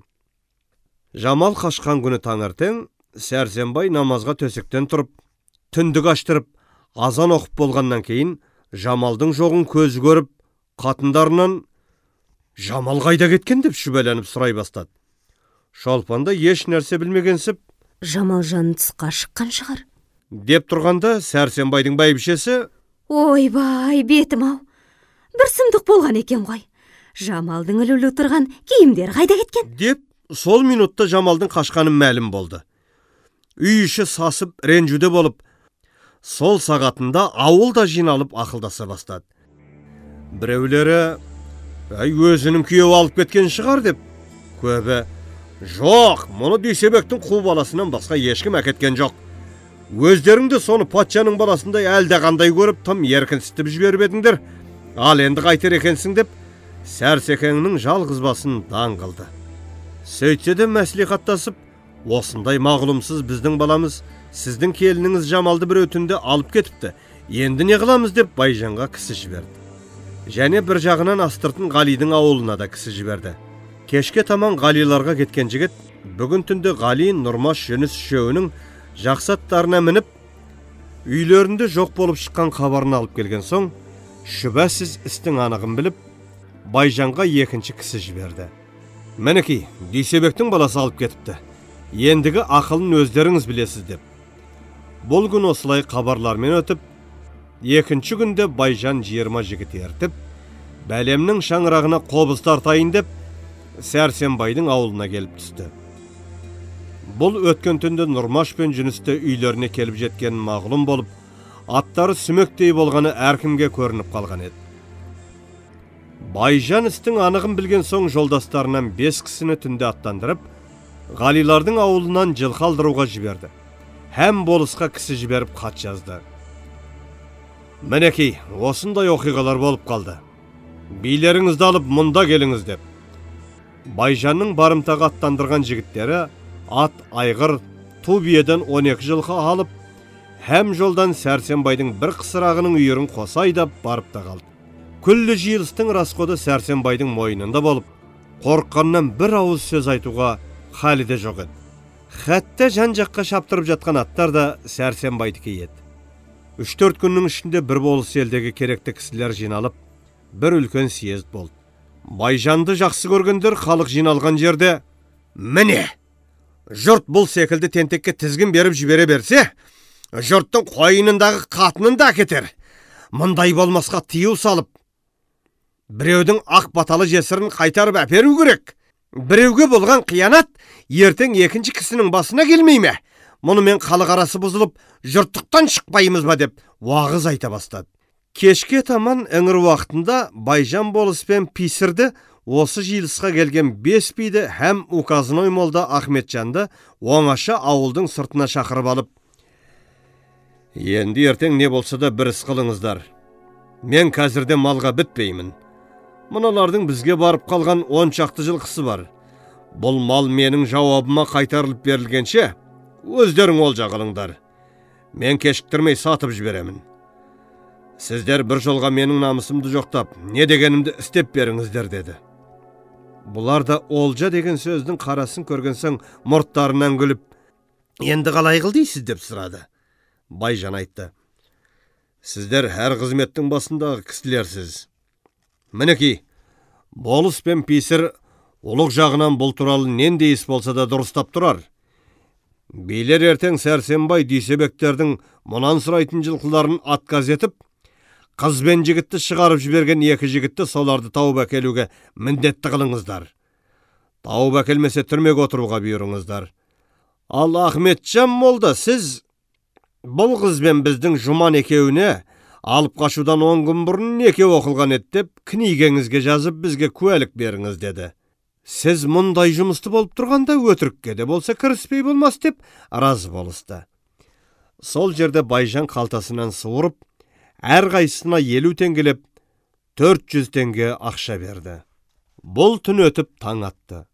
Болыс билер повестка жазып, Ғалидың атасы Дүйсебекке һәм Нұрмаш пен Жүніске шақырушы кісі жіберді.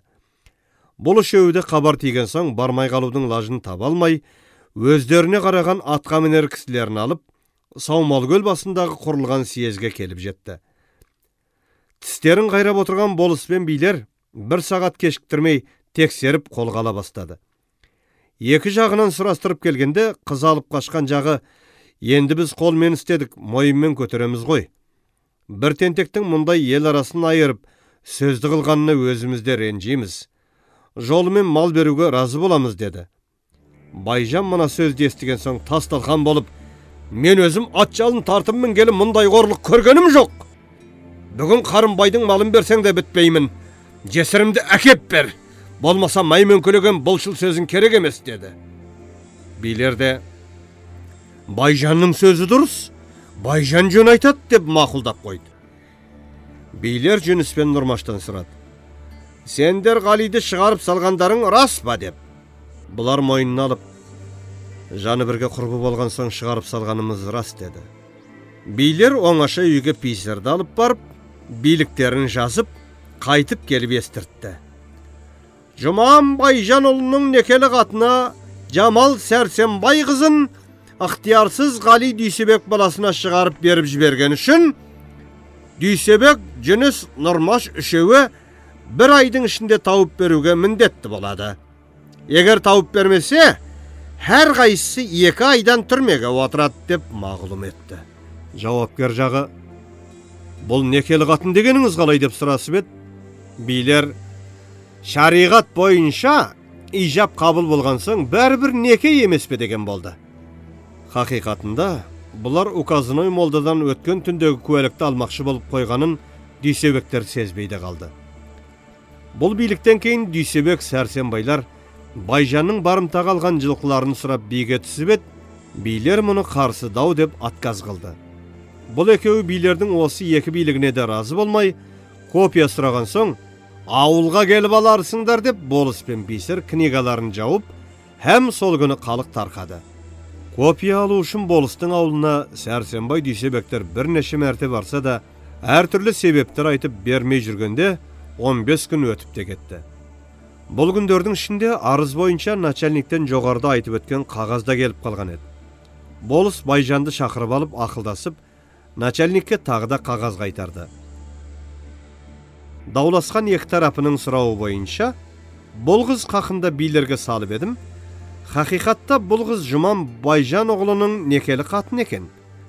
Растығына 3 бұның иләм бірге жіберілген Указыной молда Ахметжан Аямас оғлының метрический книгадан берген куәлігі дәлел.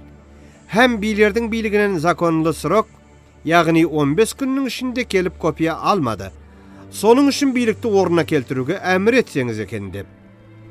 Болыстың бұл қағаздарын начальникке тиген уақытта Дүйсебек Сәрсенбай Нұрмаштарда қалаға жетіп, ғарыздыларын кіргізді. Өз ықтиярымен бірін-бірі сүйіп қашқан қыз бен жігітті біз қашырды деп, қанша малымызды барымта алып бермей, өзімізді тауып беруге міндетті қылып, тауып бермесең 2 айдай түрмеге бүйіріп, вә һәм Указыной молдамыз неке оқыдын деп өтірік куәлік беріп, болыс билер һәм байлар бірыңғай болып қиянат етіп тұр. Бірнеше мәрте барғанда биліктен копияда бермеді деп нендей болған оқиғаны баян етті.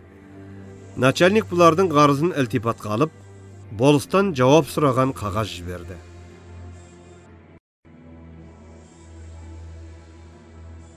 Байжан әуелі қыз қашып халық жиналған күннен бері құпия әр жерге қыз бен жігітті іздеуге кісі жіберген екен. Әрбір барар деген шүбәлі орындардың һәммәсінде жоқтығын сезіп, ақырында қалада Фатихолла байда екендігіне көз жетіп, шаһар ішінен қол іс қылып ала алмаспыз. Фатихолла байдың елде алатын 2000 теңгедей несиесі бар ғой. Енді бұл қашқындарымызды сақтап, халқымыздың жақсыларының тентектеген кісісін шығарып бермесең, несиеңді бергізбейміз десек қорқар, деп мәслихат етті. Осы сөзді айтуға келген кісіге Фатихолла бай ішінен қауіптеніп, бұлай болуы да бек ықтимал деп ойлап жауап берді. Дұрыс. Әуелгі уақытта ұлыққа арыз беру үшін ғана бізге 3-4 күн болып қонған еді. Қазірде бізден кетті, қайда екенін білмеймін. Егерде мұнан бұлай бізде екендігі білінсе, халқыңыздың не қылғанына да разымын, деді. Бұл кісі Фатихолла байдың әлгі сөзінен нанып елге қайтты. Фатихолла бай Қалиға сөйледі. Мына кәпірлердің сырлары өзіңе мәлім ғой. Енді басқа бір жерге барып паналағаның өзіңе де бізге де пайдалы болар еді деді. Ғали бұл сөзге түсініп, «Хайыр, Фатихолла әбзи, мен сізге ризамын. Залымдар не қылады деуге болмайды. Олай болса, мұнан 3 шақырым жерде атамның нағашысы бар. Сонда барайын деп ертеңіне жүруге даярланды. Ғалидың өзінде жегуге 2 ат бар еді. Фатихолла бай арба сайман һәм 50 теңге ақша беріп, қаладан шығарып салып, қайырлы сапар деп дұғада болып қалды. Ғали да, Жамал да өздерінің ата-анасынан айырылғандай болып қимай, жылап айырылысты. Ғали әуелден ноғайша киініп жүретін, һәм Жамалды да ноғайша киіндіріп, шәлі бүркендірген соң жолда көрген кісілер шүбәсіз ноғай деп біліп, бұлардан қауіптенбей көңілдері шаттанып, оңашада ойындағы сөздерін сөйлесті. Ғали сұрады: «Егер жаман айтпай жақсы жоқ, өстіп жүргенде қолға түсіп, сені менен айырып әкетсе қайтер едің? Көніп кетер ме едің?» деді. Құдай сақтасын. Не айтасың? Жаным-ау, сенің жолыңда құрбан. Сенен тірі айырылғаннан өлім маған көп артық. Бұлар бұл секілді сөзбен келе жатқанда, сәске түс болып, жолшыбай ағаштарды аралап, бір көлдің жағасынан өтті. Маңайында ел болмағанға бұл көлде неше түрлі қаз, аққу, ғайыр құстар бейхисап көп еді. Атрабындағы жердің һәммәсі тамылжып, кілем төселгендей болып, желсіз күнде көл айнадай жарқылдап, алыстан сағымдар мұнарланып, біздің 2 ғашық біраз тамашаға қалып келе жатқанда, Жамал ойына бір нәрсе түсіп кеткендей ән салып, мына бір өлеңді айтып жіберді. Ғаламда 18 мың жаратқан хақ. Көп беріп біреуге мал, біреуге бақ. Біреуді ғалым, біреуді залым еткен. Біреуді мұңлы жараттың, біреуді шат. Тамаша аспан менен жері қандай. Зеңгір тау, дария шалқар көлі қандай. Орман, тоғай, гүлденген бақшалары. Пайдаланған бұлар мен елі қандай. Көзім тоймас қарасам тамашасын. Қисабына ми жетпей адасасың. Заң түзеп, закон жайып, патша отырып, қараған ғаділдікпен қарашасын. Таласқан аспан менен таулар биік. Мекендер аю, қасқыр, марал, киек. Жұмақтың шешмасындай бұлағына кетпей ме, қарап тұрсаң іштен күйік. Аспанда ай мен жұлдыз, күні қандай. Қалғанынан мұнарланып, түні қандай. Суда балық, көлде құс, тоғайдаңдар, шулаған неше түрлі үні қандай. Жәнәттай тамашалы жазы қандай. Келетін ұшып аққу, қазы қандай. Ескеріп өткен күнді кәрлері, жастардың жәнеде айтқан назы қандай. Сықырлап келіп қалған қысы қандай. Қар жауып, суға тұрған мұзы қандай. Берген соң Алла қуат жан сақтарлық. Жүреді мақұлықтар үсік алмай. Біз қарап сол панаңда саялаған. Дұшпандар рахымсыз аямаған. Жіберсең жалғыз тамшы рахматыңнан. Болса да құтылмаймыз қайарадан. Ғали Жамал жолда қонып, Қырыққұдықтағы нағашысы Бабас деген кісінің үйіне келіп жатты. Көңілдері орнығып, қорқынышсыз күннің өткенінде білмей жатқанда, елдегілер бұрынғы қалпынша дауласып, қағаз үстінен қағаз айдап, бір берекесіз аяғы үзілмейтін дауға кіріскен еді. Ғалидың нағашысы да, һәм сол елдің жақсы кісілері де, енді бұлар бізді пана тұтып келді ғой. Біз де елдігімізді көрсетіп қорғалық. Көп болса 2 жыл дауласар, оның аржағында өздерді шаршар деп, жастардың көңілін бұрынғыдан да қуантқан еді.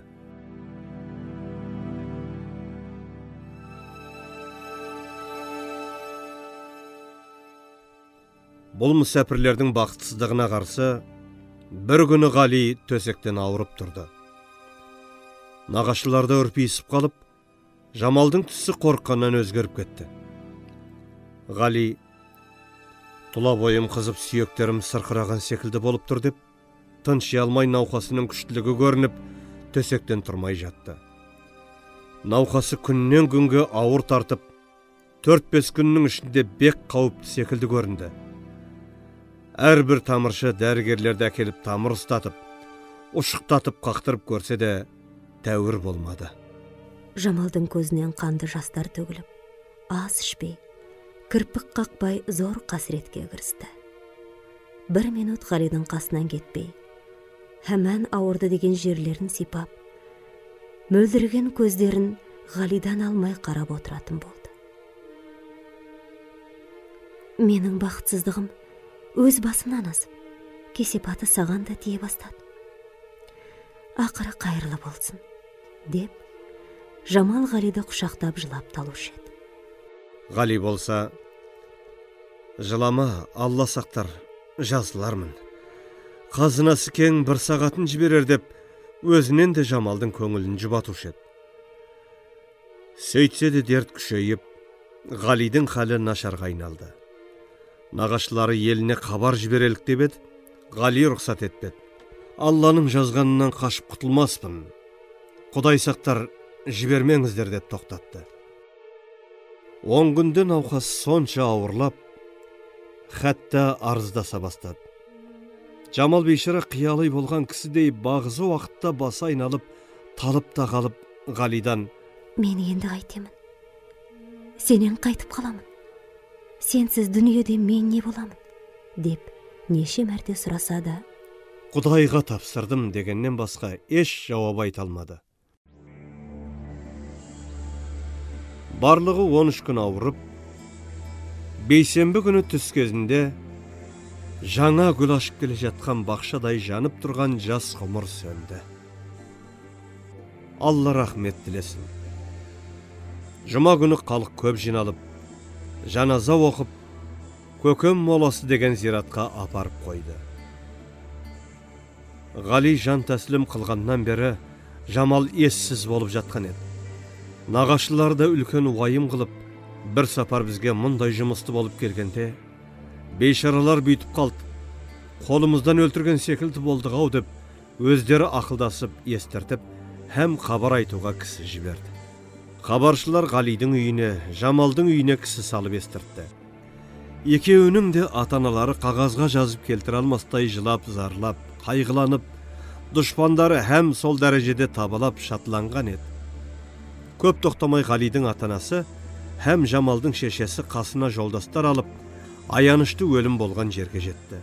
Келісімен жылап сықтап, зиратқа барып, мауқым басып, ауылға келді.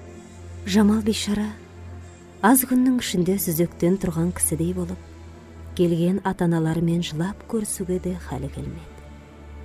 Жамалдың шешесі: жылама балам, бақытсыздығыңнан көр. Құдай жазбаған, обалың бізде секілді. Әуелде қазақшылық қылмасақ, мұндай іске себеп болған секілді болар ма едің? Тентектік қылсаң да теңіңді тауып едің. Алла лайық көрмеген соң, жылағаның мен не өнеді? Деп бірсыпыра насихат айтты. Ғалидың шешесі де жылап: қарағым, Ғалижан мен Жамалжан қашан елдің сөзінен құтылап, оң жағымды қарайтып отырар деуші едім. Ол тілегіме Құдай жеткізбеді. Деп сөзінің аяғын бітіре алмай, еңкілдеп жылап жіберді. Бұлар 3 күн қонып қайтатын күні Ғалидың зиратына дұға қылмақшы болып келген еді. Молда Құран оқып болған соң, Жамал Ғалидың қабірін басын құшақтап отырып, көзінен жас ағызып сөйледі: Ғали, бақытсыз Жамалың қасына келіп тұр. Алла тағала маған сенің қабіріңді көрсеткенше, мен алғаны жақсы болатын еді. Бірақ бұйрықсыз жан шықпайды екен. Дүниеде бірге рахат ғұмыр өткөремін. Ғали тұрғанда еш жаманға қор болмаймын дегенім тәкаппарлық екен. Алла қабыл етпеді. Үмітім кесілді, Ғали. Қып-қызыл шоқтың ішіне тастап, алыс сапарға жөнелді. Өзің үшін қайырлы болсын. Мен сордың кеудемде шыбын жаным барды. Сені ұмытпаспын. Дүниеде патшаның баласы болсады, саған теңгермеспін. Хош жаным. Ғали, бір мен үшін мейірбан атанаңды көре алмай, қолдарынан топырақ салғыза алмай кетті. Кеш жаным. Алла тағала ақиретте қосылуға нәсіп тілесін. Сол уақытта ғана көрген қасіретім бір сағаттай болмай ұмытылар. Мен сорлың опасыз дүниеде қонақтай алмай, адасып қалдым. Хош жаным, хош. Деп Жамал талып кетті. Зират басындағы халық Жамалға су бүркіп, кішкене тәуір болған соң алып қайтты.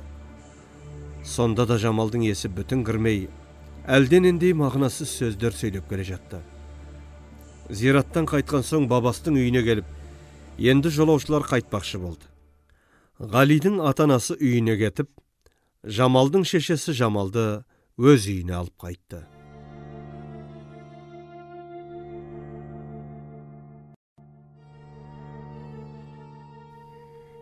Жамал үйіне келіп тұрған соң, күннен күнге уайым қайғысы артып, жаман болып, адам баласы аярлықтай жүдеді. Байжандар істің ақыры мұндайға айналған соң, енді қайда барар дейсің деп, дауды да көп қозғамай тыныш жата берді. Жамал өз үйінде бір ай тұрғаннан кейін, Байжанға да, Сәрсенбайға да бірдей көлденең ағайындар ділләләт қылып, Байжанға: «Енді келініңізді алдырыңыз. Бәлен түген деген кек қылмаңыз. Әуелден еш кінәңіз болмаған соң, Алла тағала жақ болып ақыры мұндай болды ғой» деп, һәм Сәрсенбайға да: «Енді сізде балаңызды әуелі разы болған жеріңізге беріңіз» деп насихат айтты. Бұл сөзге екі жағы да разы болды. Шолпан қызынан сұрады: «Қарағым, Жамал, жұрт мынандай деп жатыр. Енді қайтеміз?» «Апа, енді мен үшін жаманатты болмаңыз. Маған енді Ғали болмаған соң бәрібір. Суға батырып, отқа жандырса да ықтияр бере беріңдер. Алла тағала менің маңдайымды ашайын десе, Ғали да мұндай қылмас еді», деп қасіреттеніп, мұңлы дауыспен жауап берді. Жұман мырза Жамалды өз келіп алуды намыс көрген соң, Байжанның қатыны келіп алып кетті. Бір күндерде Жамал кәміл бақытты бір қыз болып, жұрттың аузына ілігіп, құрбысының алды болып жарқылдап жүрген дәрежеден түсіп, ақырында мұндай қадірсіз, мұндай кемшілікке душар болып, барымтаға түскен малдай біреуден біреу алып жүргенін көрген халықтан Жамалды аямаған жан қалмады. Жиын той болғанда көлге қонған аққудай көрінетін Жамалды енді көрген кісі танымай қалатын болды. Жамалды Байжан үйіне келтіргеннен кейін, болыс арқылы қағаз жазып ұлыққа білдірді. Құдай қазасы болып Ғали Дүйсебек баласы опат болғаннан кейін, билердің үкімі бойынша ата-анасы Жамалды алып келді. Жамал да енді бұрынғы күйеуіме разымын деп қол қойып, подписке берді. Жамал болып, енді екі тарапымыздың да бір-бірімізден сұрайтын хақымыз дауымыз жоқ деген соң, күллі бұлыс хақындағы қарыздар отказ деп начальниктен хабар келді. Бұл оқиғалар тәмам болғанда, октябрь жұлдызы жетіп, жұрт қыстауларына кіре бастаған еді.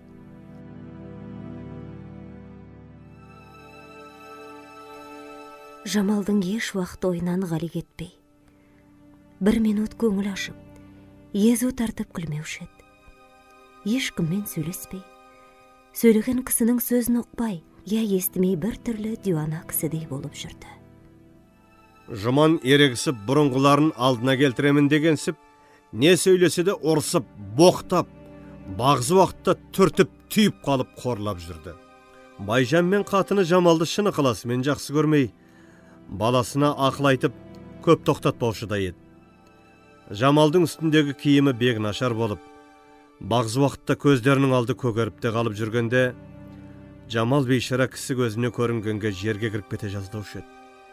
Соңғы күндерде Жұманға ақыл айтушылар да болып, һәм Байжанның өзде: «Енді балам жетер, қашқан жауға қатын ер» деп Көп қоқақтай берме десе де құлағына кірмеді. Жамалға жанашып, көріне болсатын кісі болмай, жалғыз қолынан келгені оңашада зарланып жылау ғана еді. Осылай қыстың 1-2 айы өтті.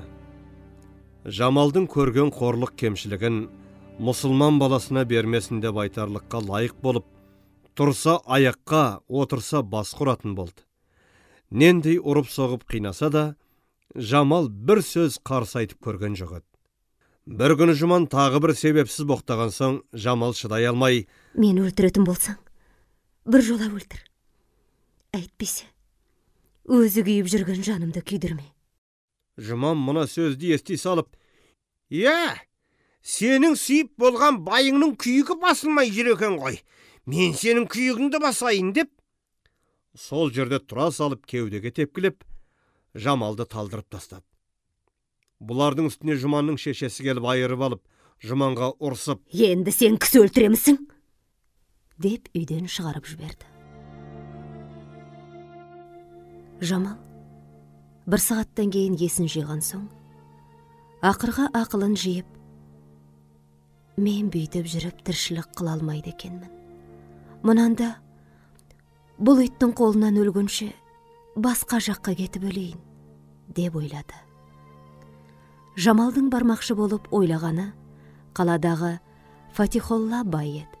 Әйтеуір онда жетсем, біреудің самауырын қайнатып, қызметін қылсам да қор болып, халық көзіне көрінбес едім деп, осылай ойлап жүргенде, күн де батып, түн де болып, елде жатты. Жамалдың бұл ойлағанына қарай осы түні Байжанның ерттеулі аты таң асып тұрған еді.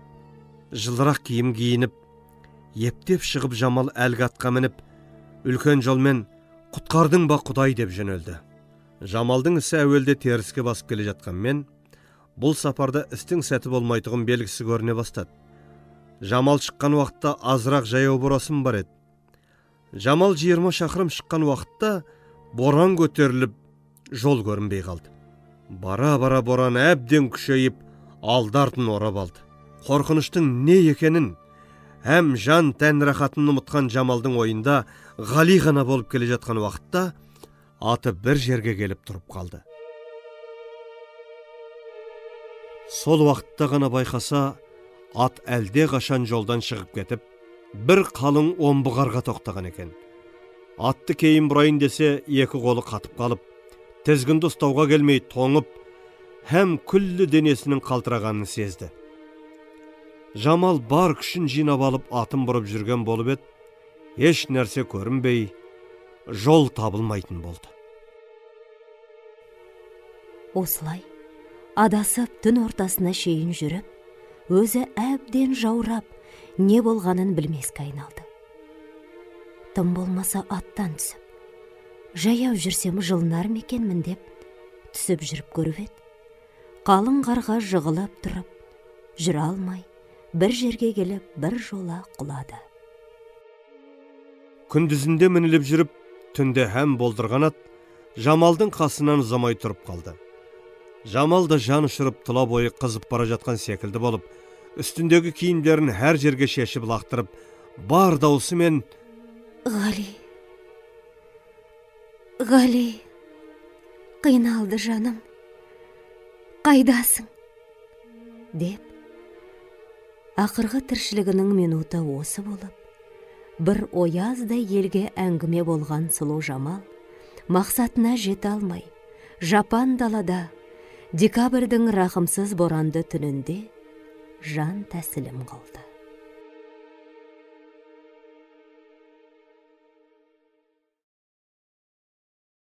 Боран Жамал үшін ғана болғандай таңертең ашылып, Жамал бейшарада жолдан жарты шақырым ғана жатыр еді. Сәске кезінде қаладан келе жатқан 5-6 жолаушы әлгі жерге жақындағанда жол үстінде қалтайып тұрған бір ерттеулі атты көріп, бұрылып келіп шүбәләніп, мұның иесі қайда екен деп жан-жаққа аттың ізімен жүріп іздегенде, Жамалдың үстінен түсті. Көрсе бір әйел адам, қасында шашылып жатқан киім. Сол жерде жолдастарының бірін жақын жердегі ауылға шаптырып, өздері күтіп тұрды. Бұлар қарап тұрмай, Бұл кім екен? Не қылған адам екен деп тани алмай тұрғанда біреуі, мұның қалтасында не бар екен деп шапанының қалтасына қол салғанда, қарындашпен жазылған бір қағаз шықты. Оқып көрсе, бұл Байжанның келіні Жамал екен. Бұл қағазға Ғалиді жоқтап, һәм басына келген зарын жазған екен. Елден кісі келіп Жамалды Байжандарға апарып берген соң, ертеңіне бауыры суық қара жерге тапсырды. Манағы Жамалдың қалтасынан шыққан қағазды жолаушылар өздері оқып, һәм солай деп мәнісін айтып, елдеріне таратқан еді. Сондағы Жамалдың Байжанның үйінде жазып жүрген зары мынау екен.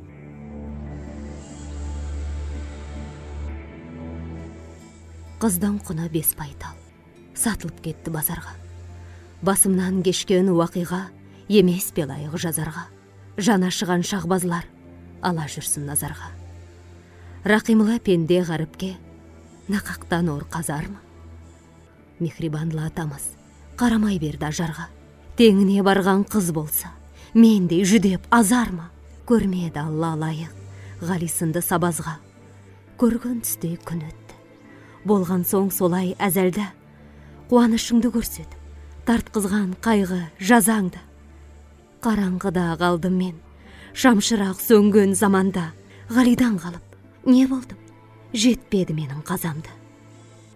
Ішіме түсті ыстық дерт, қайнаған судай қазанда. Бұзылды күлкі, түнгі ұйқы. Тілеймін хақта азанда, мақшар күні болғанда. Қосуға Алла жазармы? Арасында екі өттің, мені Алла қор еттің. Ғариптің көңілін мұңайтып, дұшпанды шадлы зор еттің.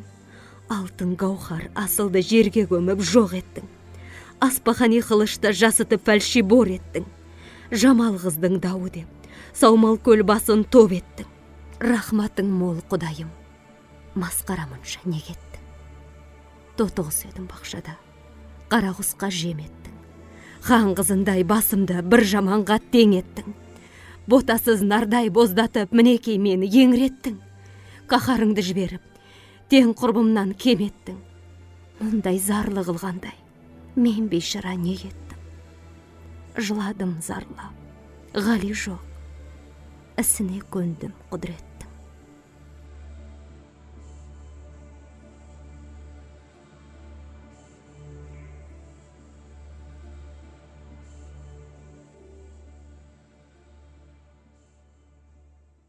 Романның соңы.